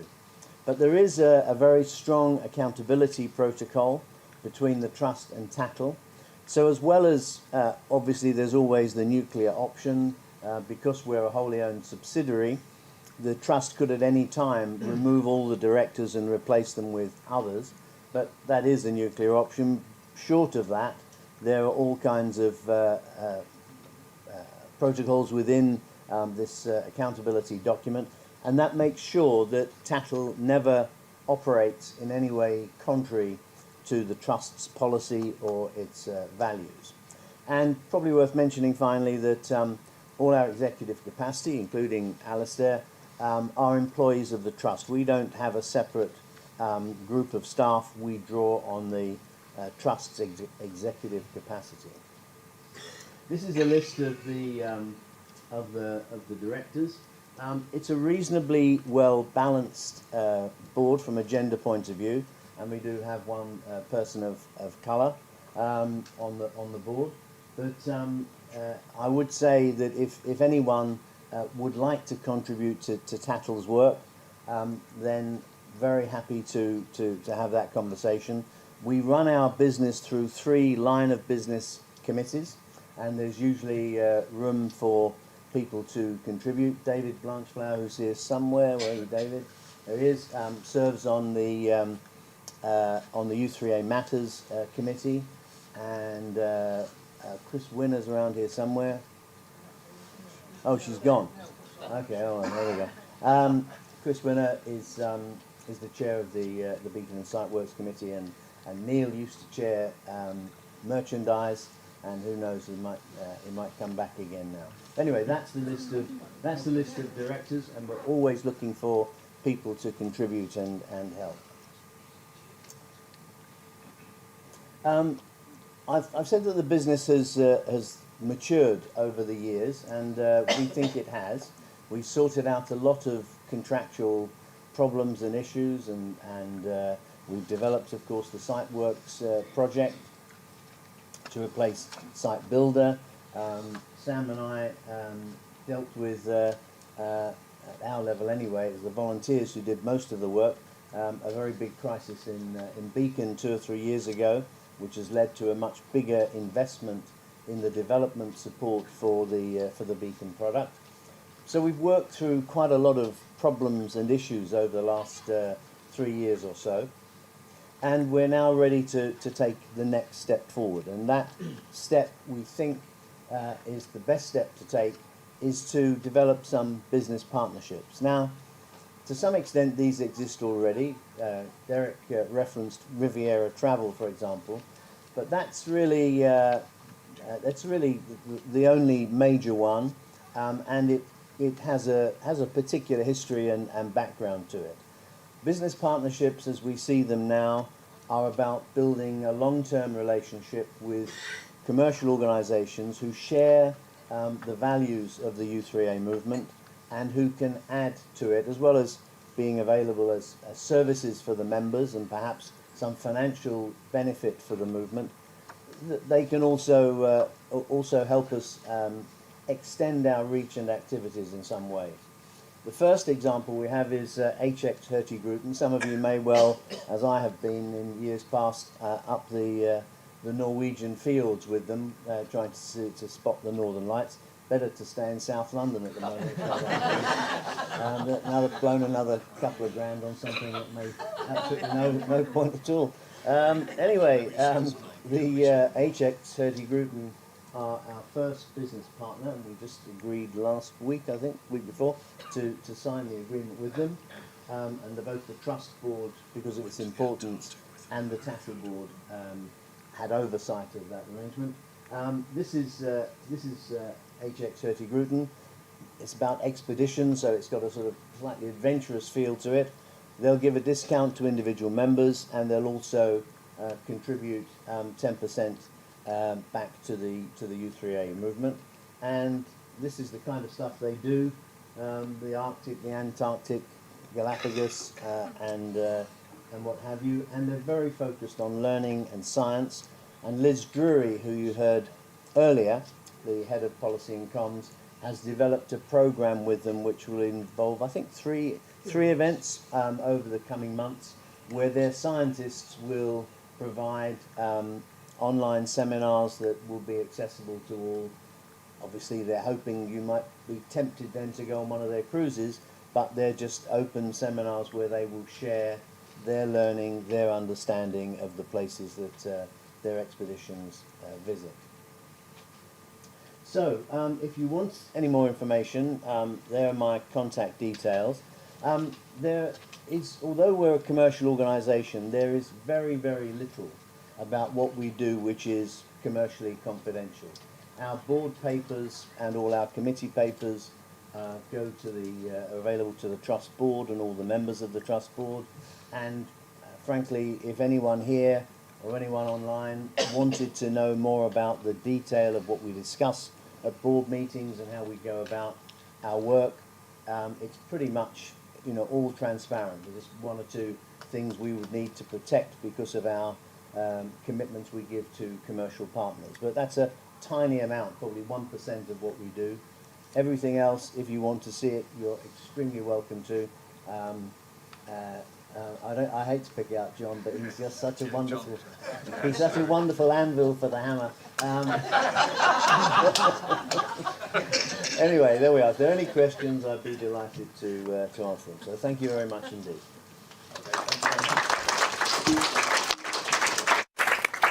Thanks very much, Clive. Now we'll move on to the next item on the agenda. One of the key items on every annual general meeting, of course, is the Chair's report. As I mentioned right at the beginning, Liz unfortunately can't be with us today, but she has pre-recorded her Chair's report, and we're going to play that video now for you. 3 years ago, when I was elected Chair of the Third Age Trust, in my election address, I spoke of change. I did not know at that time what form change would take, but I did know change was necessary and inevitable. In 2021, we were emerging from COVID, but there was considerable uncertainty what this would actually mean for u3as. Against all the odds, some u3as had remained open and active during the COVID lockdowns, and some had actually grown in membership during that period. Others had effectively shut up shop and were very slowly emerging from lockdown, having lost members and were dealing with the uncertainty of not knowing whether some u3a members would wish to re-engage with the groups and activities. There were u3as which had embraced technology and had become proficient in organising large, small and hybrid meetings using Zoom and other video conferencing applications. Others were dubious about the value of technology or avoided it altogether. Throughout the pandemic, the Trust had sought to support u3as and u3a members. I had been involved in the introduction of regular tutorials exploring the use of Zoom in different types of meetings, and had participated in a series of what we referred to as big meetings, exploring how the technology might be used to run an AGM. The Trust u3a had been set up in order to provide a range of online group activities. Various online talks and presentations were made available. The u3a radio broadcasts were introduced, and the first creative writing short story competition took place. A Facebook group, Let's Talk Tech, had been established. The pandemic had forced us all to move in a more online world. Alongside the immediate support, there was a focus on what would happen beyond COVID, with Michaela Moody chairing a working group exploring options. The Pathfinder project, led by Paul Martinez, collected a range of resources that were invaluable to u3as wanting to grow their membership or develop new ways of working. The High Street project, coordinated by Michaela Moody and Maggie Sims, collected a huge database of photographs and accounts of changing high streets. A number of u3a members contributed to a collection of accounts of lockdown experiences. These and many other activities demonstrated the resilience of u3as and u3a members. We were not going to be put off learning, laughing and living by the inconvenience of a global pandemic. However, the pandemic did bring a number of areas of activity into sharp focus. Perhaps most significantly, there was a recognition that we needed to find ways of attracting new members, the next generation of u3aers. The u3a movement has always had a local focus. We were set up that way and will always remain that way. The main means of attracting new members has always been through local initiatives, but there was an increasing requirement for more support nationally. Recruitment materials needed refreshing and making of more interest to that next generation of members. The rebranding had been largely completed in 2019, but more needed to be done by way of publicity and also winning over those u3a members who wanted to stay with the old materials. The communications department sought to meet the needs of u3as through a range of audiovisual and print materials and national campaigns with commercial partners. But it seemed u3as wanted something more, meaning that there has been ongoing work to be done.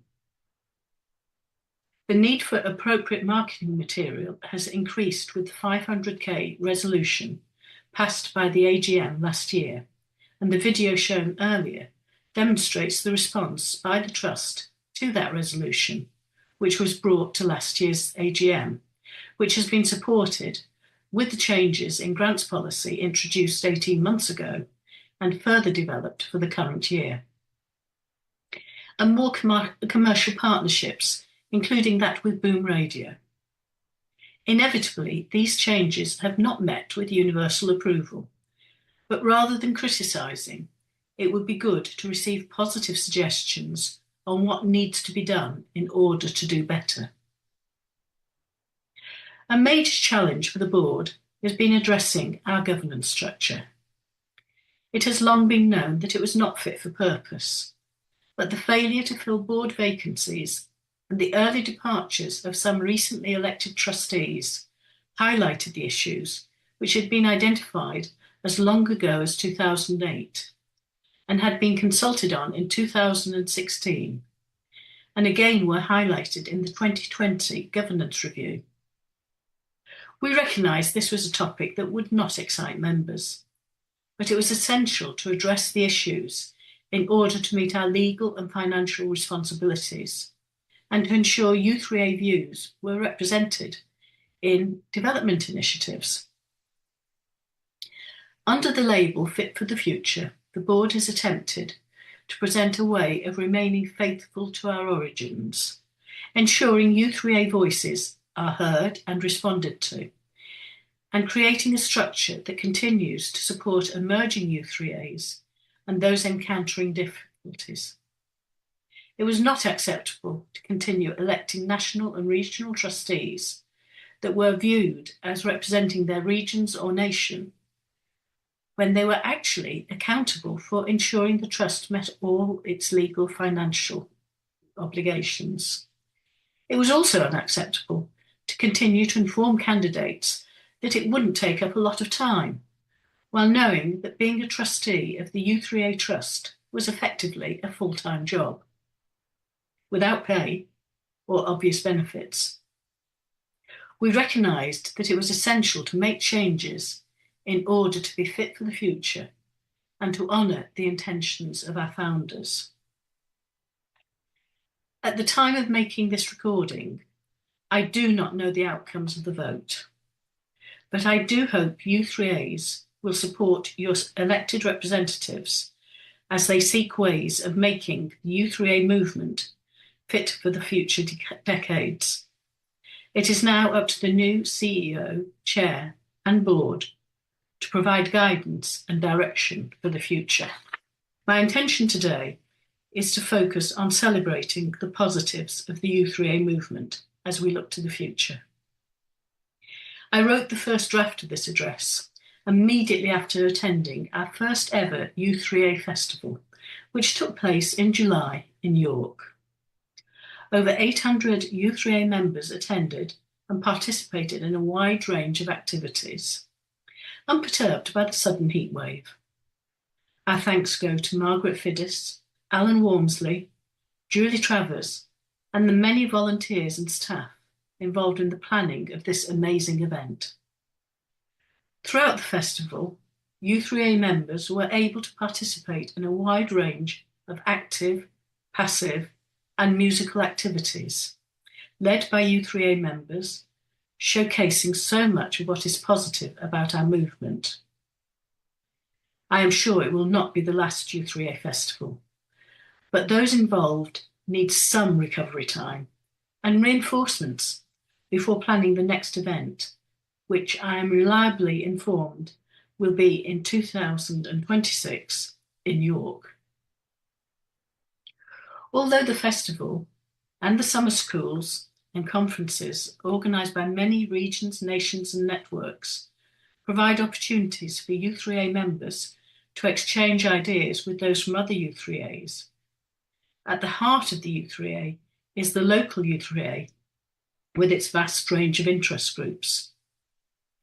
A thanks is due to all those who serve on u3a committees and who lead or coordinate interest groups, and perhaps a reminder to others that we are a volunteer-led organisation, and the question, are you playing your part?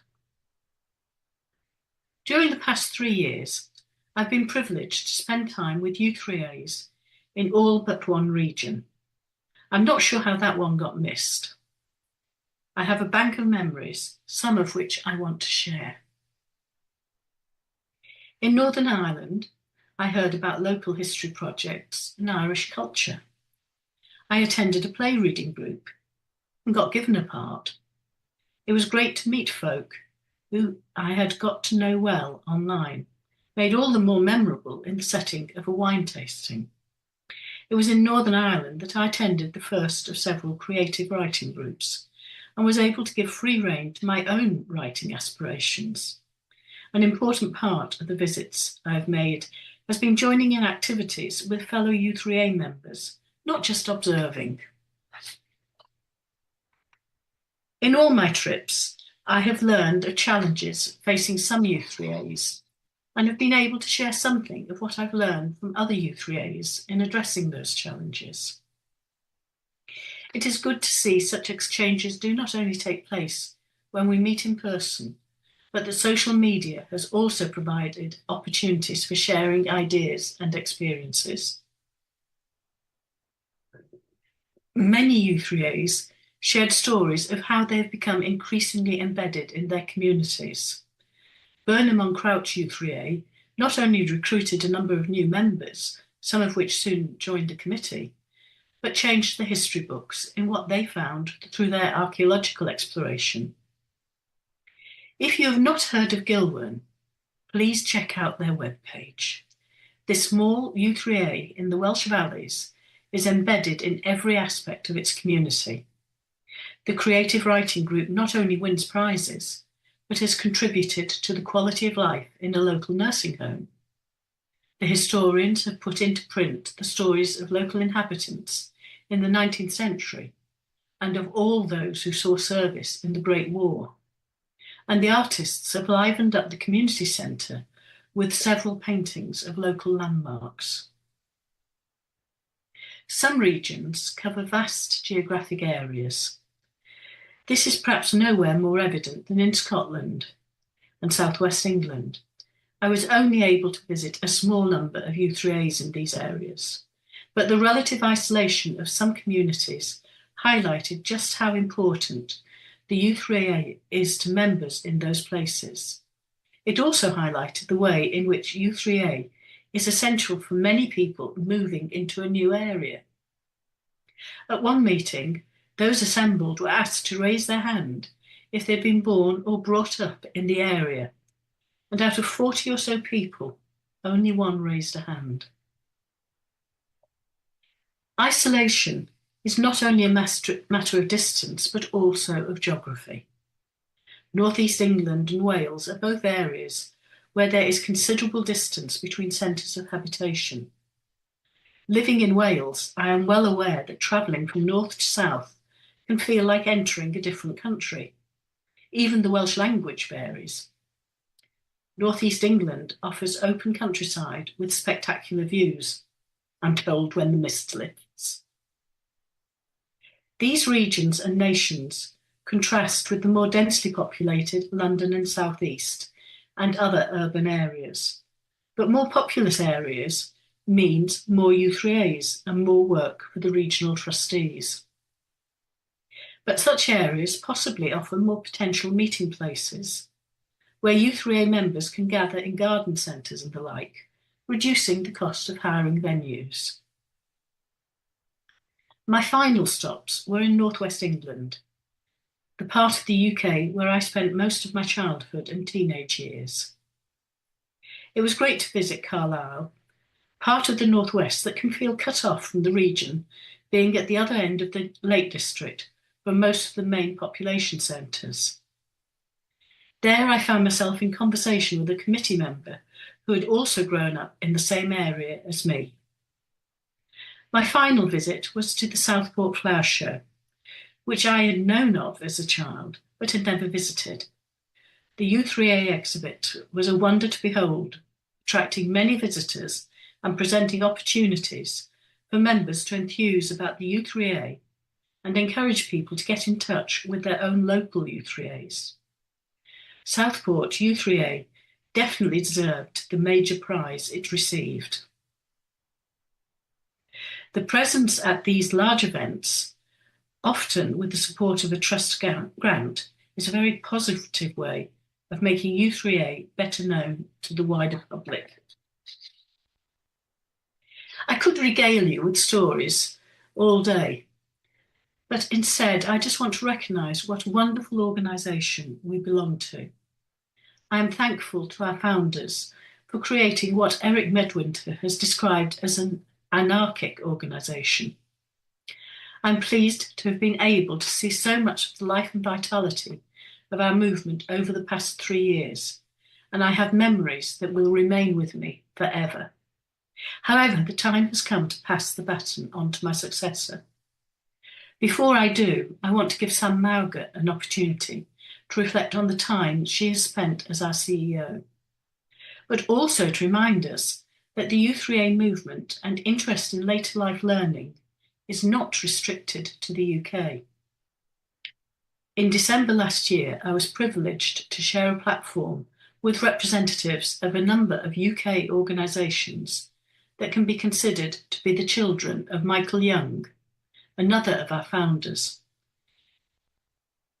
at a celebration organised by the Young Foundation. We stand shoulder to shoulder with the Open University, the Consumer Association and the National Extension College, amongst others. I have attended online meetings at the Transatlantic Forum, organised from Canada by Frank Nicholson, a member of our interest groups online. I have addressed conferences in America and Taiwan, and the link with Taiwan led to a visit from colleagues in Taiwan to the UK, and an opportunity for them to learn more about u3a firsthand. We have also hosted students from the Netherlands who spent 12 weeks working with Croydon u3a and sharing experiences.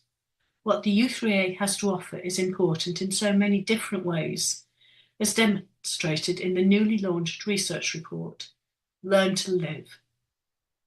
We are doing something unique and life-changing and should be proud of our movement and sharing the message with others far and wide. So now, over to Sam.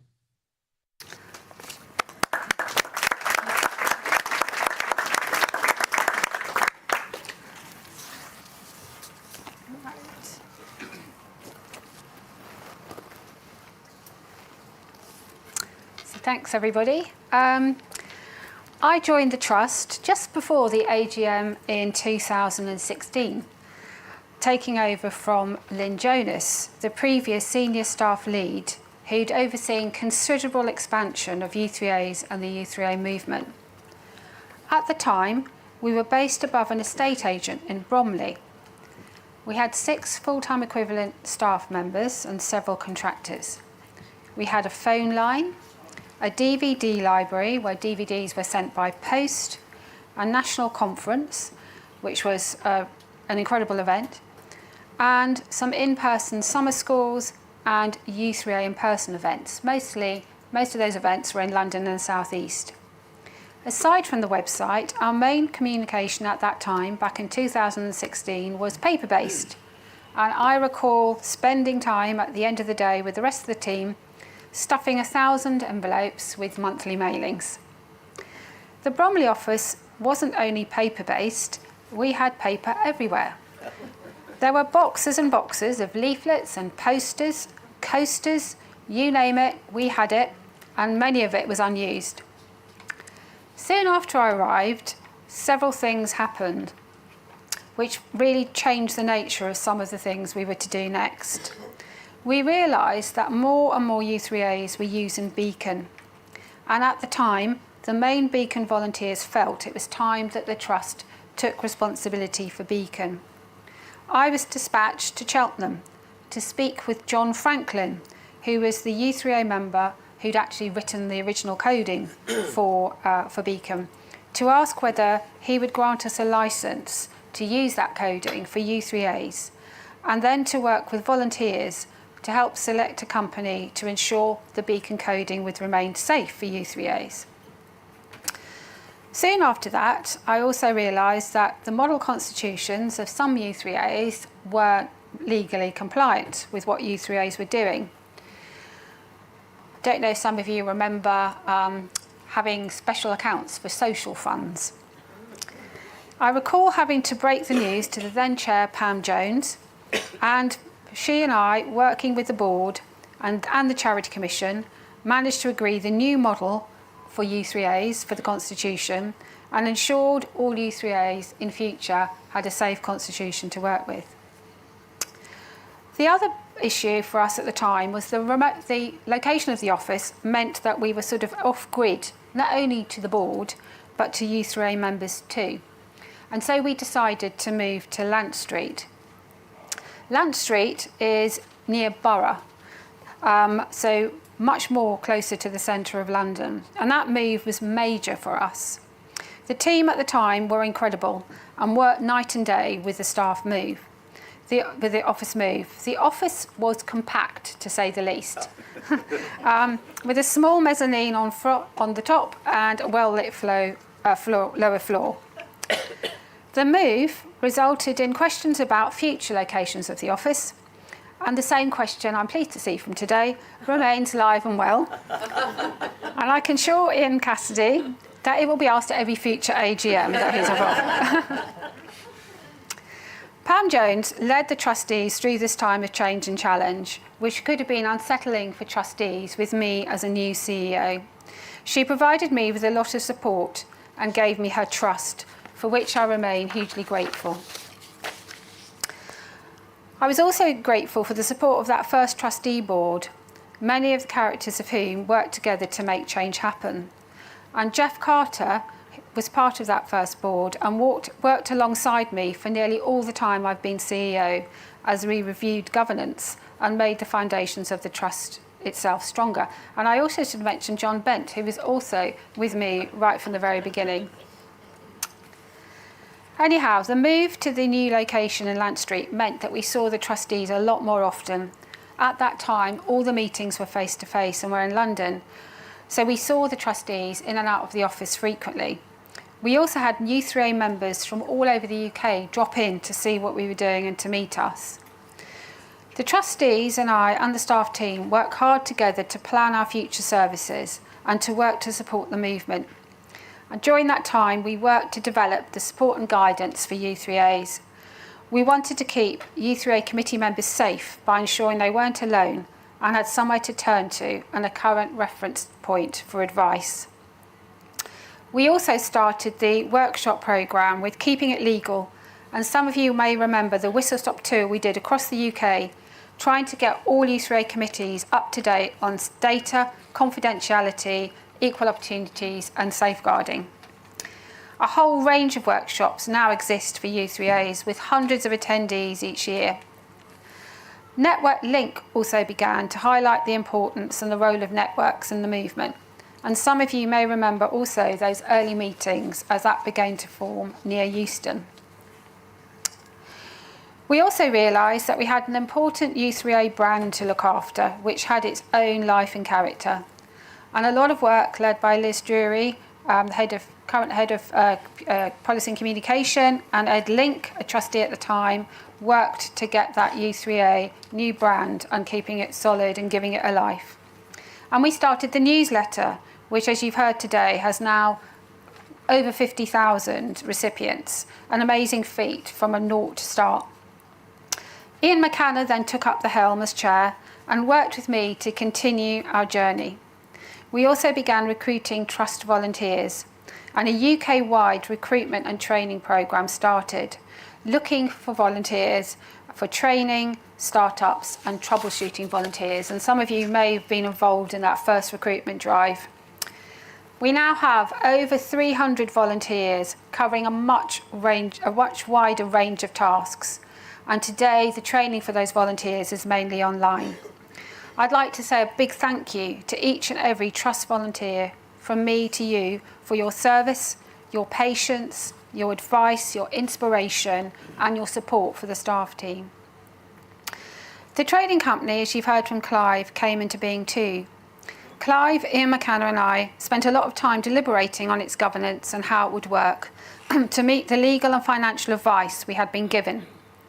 There was a large survey with the membership to ask what u3a members were looking for from a trading company, and that became the foundation for the future developments, including what is now Friends. Clive has kept Tattle sure and steady and ensure it has worked on a sound footing. In late 2019, the office was flooded, meaning that we had a practice run because we had to go and work from home, because soon after that COVID struck and Ian and I worried about how the movement would manage. And my team and I also worried about how u3as would need to be supported. But we needn't have worried. u3as were determined to continue, and they took to Zoom like ducks to water. And the learning programme then took off under the direction of Alison May, Head of Member Services. The learning programme is now far-reaching, thoroughly enjoyable, and brings people together from all over the movement. So if you haven't dipped in and had a look, please do. I'd recommend it. U3A Radio was also born during COVID. Again, entirely U3A led and a fantastic listen. So if you haven't listened to U3A Radio, always give it a plug. Please do. It's absolutely great. I'm hugely grateful to have been able to work alongside Ian during the pandemic. Ian is calm, thoughtful and clear, and he wanted to keep the movement safe during this difficult time. Coming out of COVID, Liz Thackeray then took up the helm, and Liz had to bring together the trustees post-COVID and find a new resilience for the movement. You will have heard Alan speak with his passion for getting U3As at the heart of all we do, and Margaret with the festival, and of course we've heard from Derek making sure our finances are safe. The trustees have worked hard to find unity and a common way forward, and it has been great to work alongside Liz with her community background and a zeal to try different things, especially her great passion for social media. The last 3 years have been focused on supporting the movement post-COVID, including developing conversation on social media and how the Trust sees itself fit for the future. I'd like to say a big thank you to all trustees I've worked with, past and present. You've all been so many different characters and given such service to U3As. Finally, I want to say thank you to each staff member, past and present today. All the teams I've worked with have worked tirelessly for the benefit of each one of you. They are good and generous people with their time and with their care. Each one of them is second to none. I think we've been very fortunate to have such dedicated people, and I wish you could all get to know them and see what they do. Without them, the U3A movement would not have the level of resilience and service it has today. Thank you to all of you staff. Each CEO is only the guardian for the time being. I took over from Lynn Jonas, who oversaw the spread of U3As across the UK. From today, I will be handing the baton to Ian Cassidy. I've often described myself as the transition CEO. I try to make the U3A movement under Trust strong and resilient to ensure its future. Ian will take it to the next stage of its journey, to support it to achieve all it can, and to get the U3A in the minds of all. I thank you for my time as CEO. I'll never forget it. And I'll now pass back to Alan.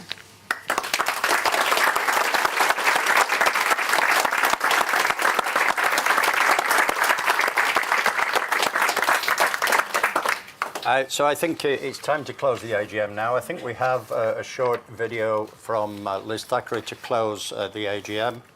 And then Ian and I will just have a couple of minutes of your time, and then you can all go off and get your sandwiches and cups of tea.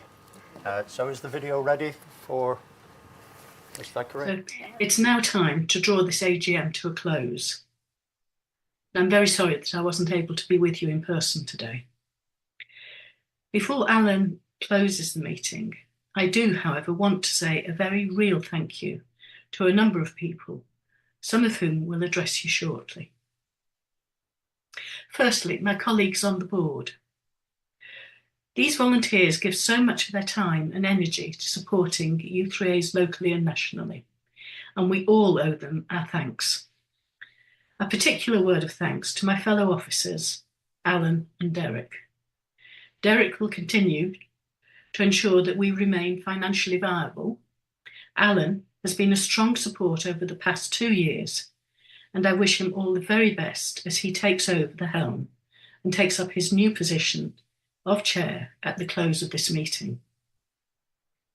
Secondly, although all U3A members are volunteers, a special thanks to those, wherever you are, who serve as committee members, group leaders, and trust volunteers.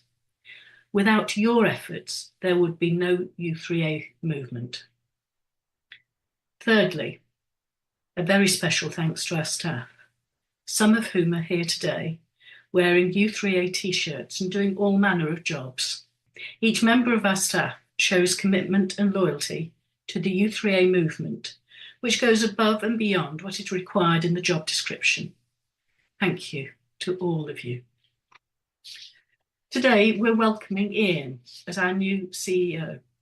He will shortly have an opportunity to address you, and I hope you will welcome him and offer him all the support and help as he takes on his new role. But before he gets opportunity to speak, I want to recognise the achievement of Sam Mauger. Sam has served as CEO of the Trust for the past 8 years, surviving flood, fire and pandemic. We owe her a debt of gratitude for all she has done for the u3a, for her commitment, clear thinking, professional approach, and for the care she exudes to staff, volunteers and members. Sam, you will be sorely missed. I will now pass to Alan to close the AGM. Thank you very much indeed, Liz. Officially, I close the AGM. And thank you to everybody for attending, both in the room and also online. And as you've seen, there's a changing of the guard. And Ian has come to join me. And what we thought was Ian would give you a few words, I'll give you a few words, and then we can all go off for lunch. I do my mic, so I'm going to go. Yeah, sure. I do my mic, so I'm up here. I also apologise, I've been coughing the whole way through this and I've got a really kind of sore throat, which means this is potentially the quietest you're ever going to hear me because I have quite a loud voice. I am truly delighted to be taken over as Chief Executive of the Third Age Trust. I've spent the last 20 years or so working in the third sector for a variety of different charities, some small, some large. But over half of that time have been for organisations that have focused mainly on older people. So one of my first jobs in the charity sector was with what was then Age Concern England. I was there for the merger between that and Help the Aged to become Age UK. And more recently, I spent the last 6.5, nearly 7 years working for an older persons organisation called Open Age. And Open Age has a lot of similarities with u3as in terms of running group activities, but what it doesn't have is that sense of being volunteer-led and mutual aid driven, which I think is what really makes the u3a movement so unique and so special. I really only tell you this to explain to you that I do not need to be convinced of the benefits that u3as bring to the members that you serve at all. I'm totally bought into the concept of bringing older people together, bringing people together to benefit from the knowledge that each of you have and that you're able to share with each other. Time and time again, research has shown that the quality and the quantity of social connections is one of the single biggest indicators of both a healthy and a happy later life, and categorically that's what the u3as do. Now, I appreciate it's all about informal learning, but as I'm recognising, a lot of people describe this in a lot of different ways. So just last night, speaking to old and new trustees, I heard what you do described variously as learning about Egyptology with fully prepared and fully referenced PowerPoint presentations. I referenced it as having fun with some friends while doing some wine tasting. Or simply, as another person put it to me, it's an absolute lifeline. All the groups and activities that you run through your u3as create the conditions that allow for new connections to be made and for existing friendships to be maintained. And in doing that, without a doubt, whether we measure it or not, you improve your members' mental and physical health and well-being. So I'm really genuinely, and I do mean that, genuinely excited to be building on the amazing work that Sam's done over the last 8 years. And I hope that as CEO of the Trust, and together with you, our members, we can raise the profile of the u3a, we can grow our membership, and we can ensure that the u3a movement as a whole is recognised for the benefit it brings to the members and wider society. However, I can't do this on my own. I can only do it with all of your support as well. So I look forward to working with Alan and the board, with Clive and the directors of the trading company. I feel I should mention John as well, because everyone else has as well. So I look forward to that as well. So working with all of them, and through them and through you and through your members, to ensure that the u3a movement goes from strength to strength, and to perhaps coin a phrase, ensure that we are fit for the future. I'm going to end very finally by saying the only way I can do this, I've got a lot to learn. I recognise I've got a lot to learn about the movement, and the only way I can do that is to learn it from you. So I'm really, really keen to get out and meet as many of you as I can. If any of you get any special events coming out, any group events, I'm going to get my terminology wrong here, network events, interest groups, anything, please let me know. I want to get out there. I've already got 2 booked in. I want to have more booked in so that I can get to know you all a bit more personally. Thank you very much. I look forward to working with you.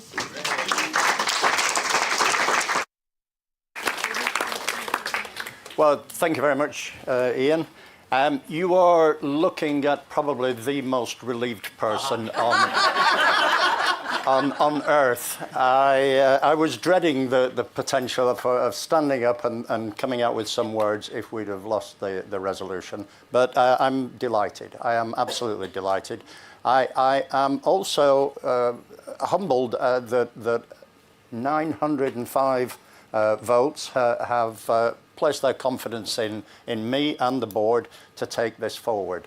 I truly believe that we are on the threshold of is there a threshold of a new chapter? I'm not sure whether that fits, but anyway, we are, and I think we have the ability and we have the ideas to take it forward. I would just like to say to Liz, because I'm sure Liz is watching and listening, to pay a tribute to Liz. Liz has been a terrific support to the movement throughout her 3 years. She has given us the opportunity on the board to think very seriously about many things and placed it in the correct historical context. And I'm delighted that she has, I think, has the satisfaction also of seeing this resolution passed, because she was the one, as she describes it, who threw the original pebble into the pond. Although I'm sure John would say it was him. So thank you very much indeed to everybody who's online and here in the room as well. You'll be hearing a lot more from us. We are ready to up and running, I think, on all of this. So watch this space. Thank you very much indeed, and have a safe journey home to everybody.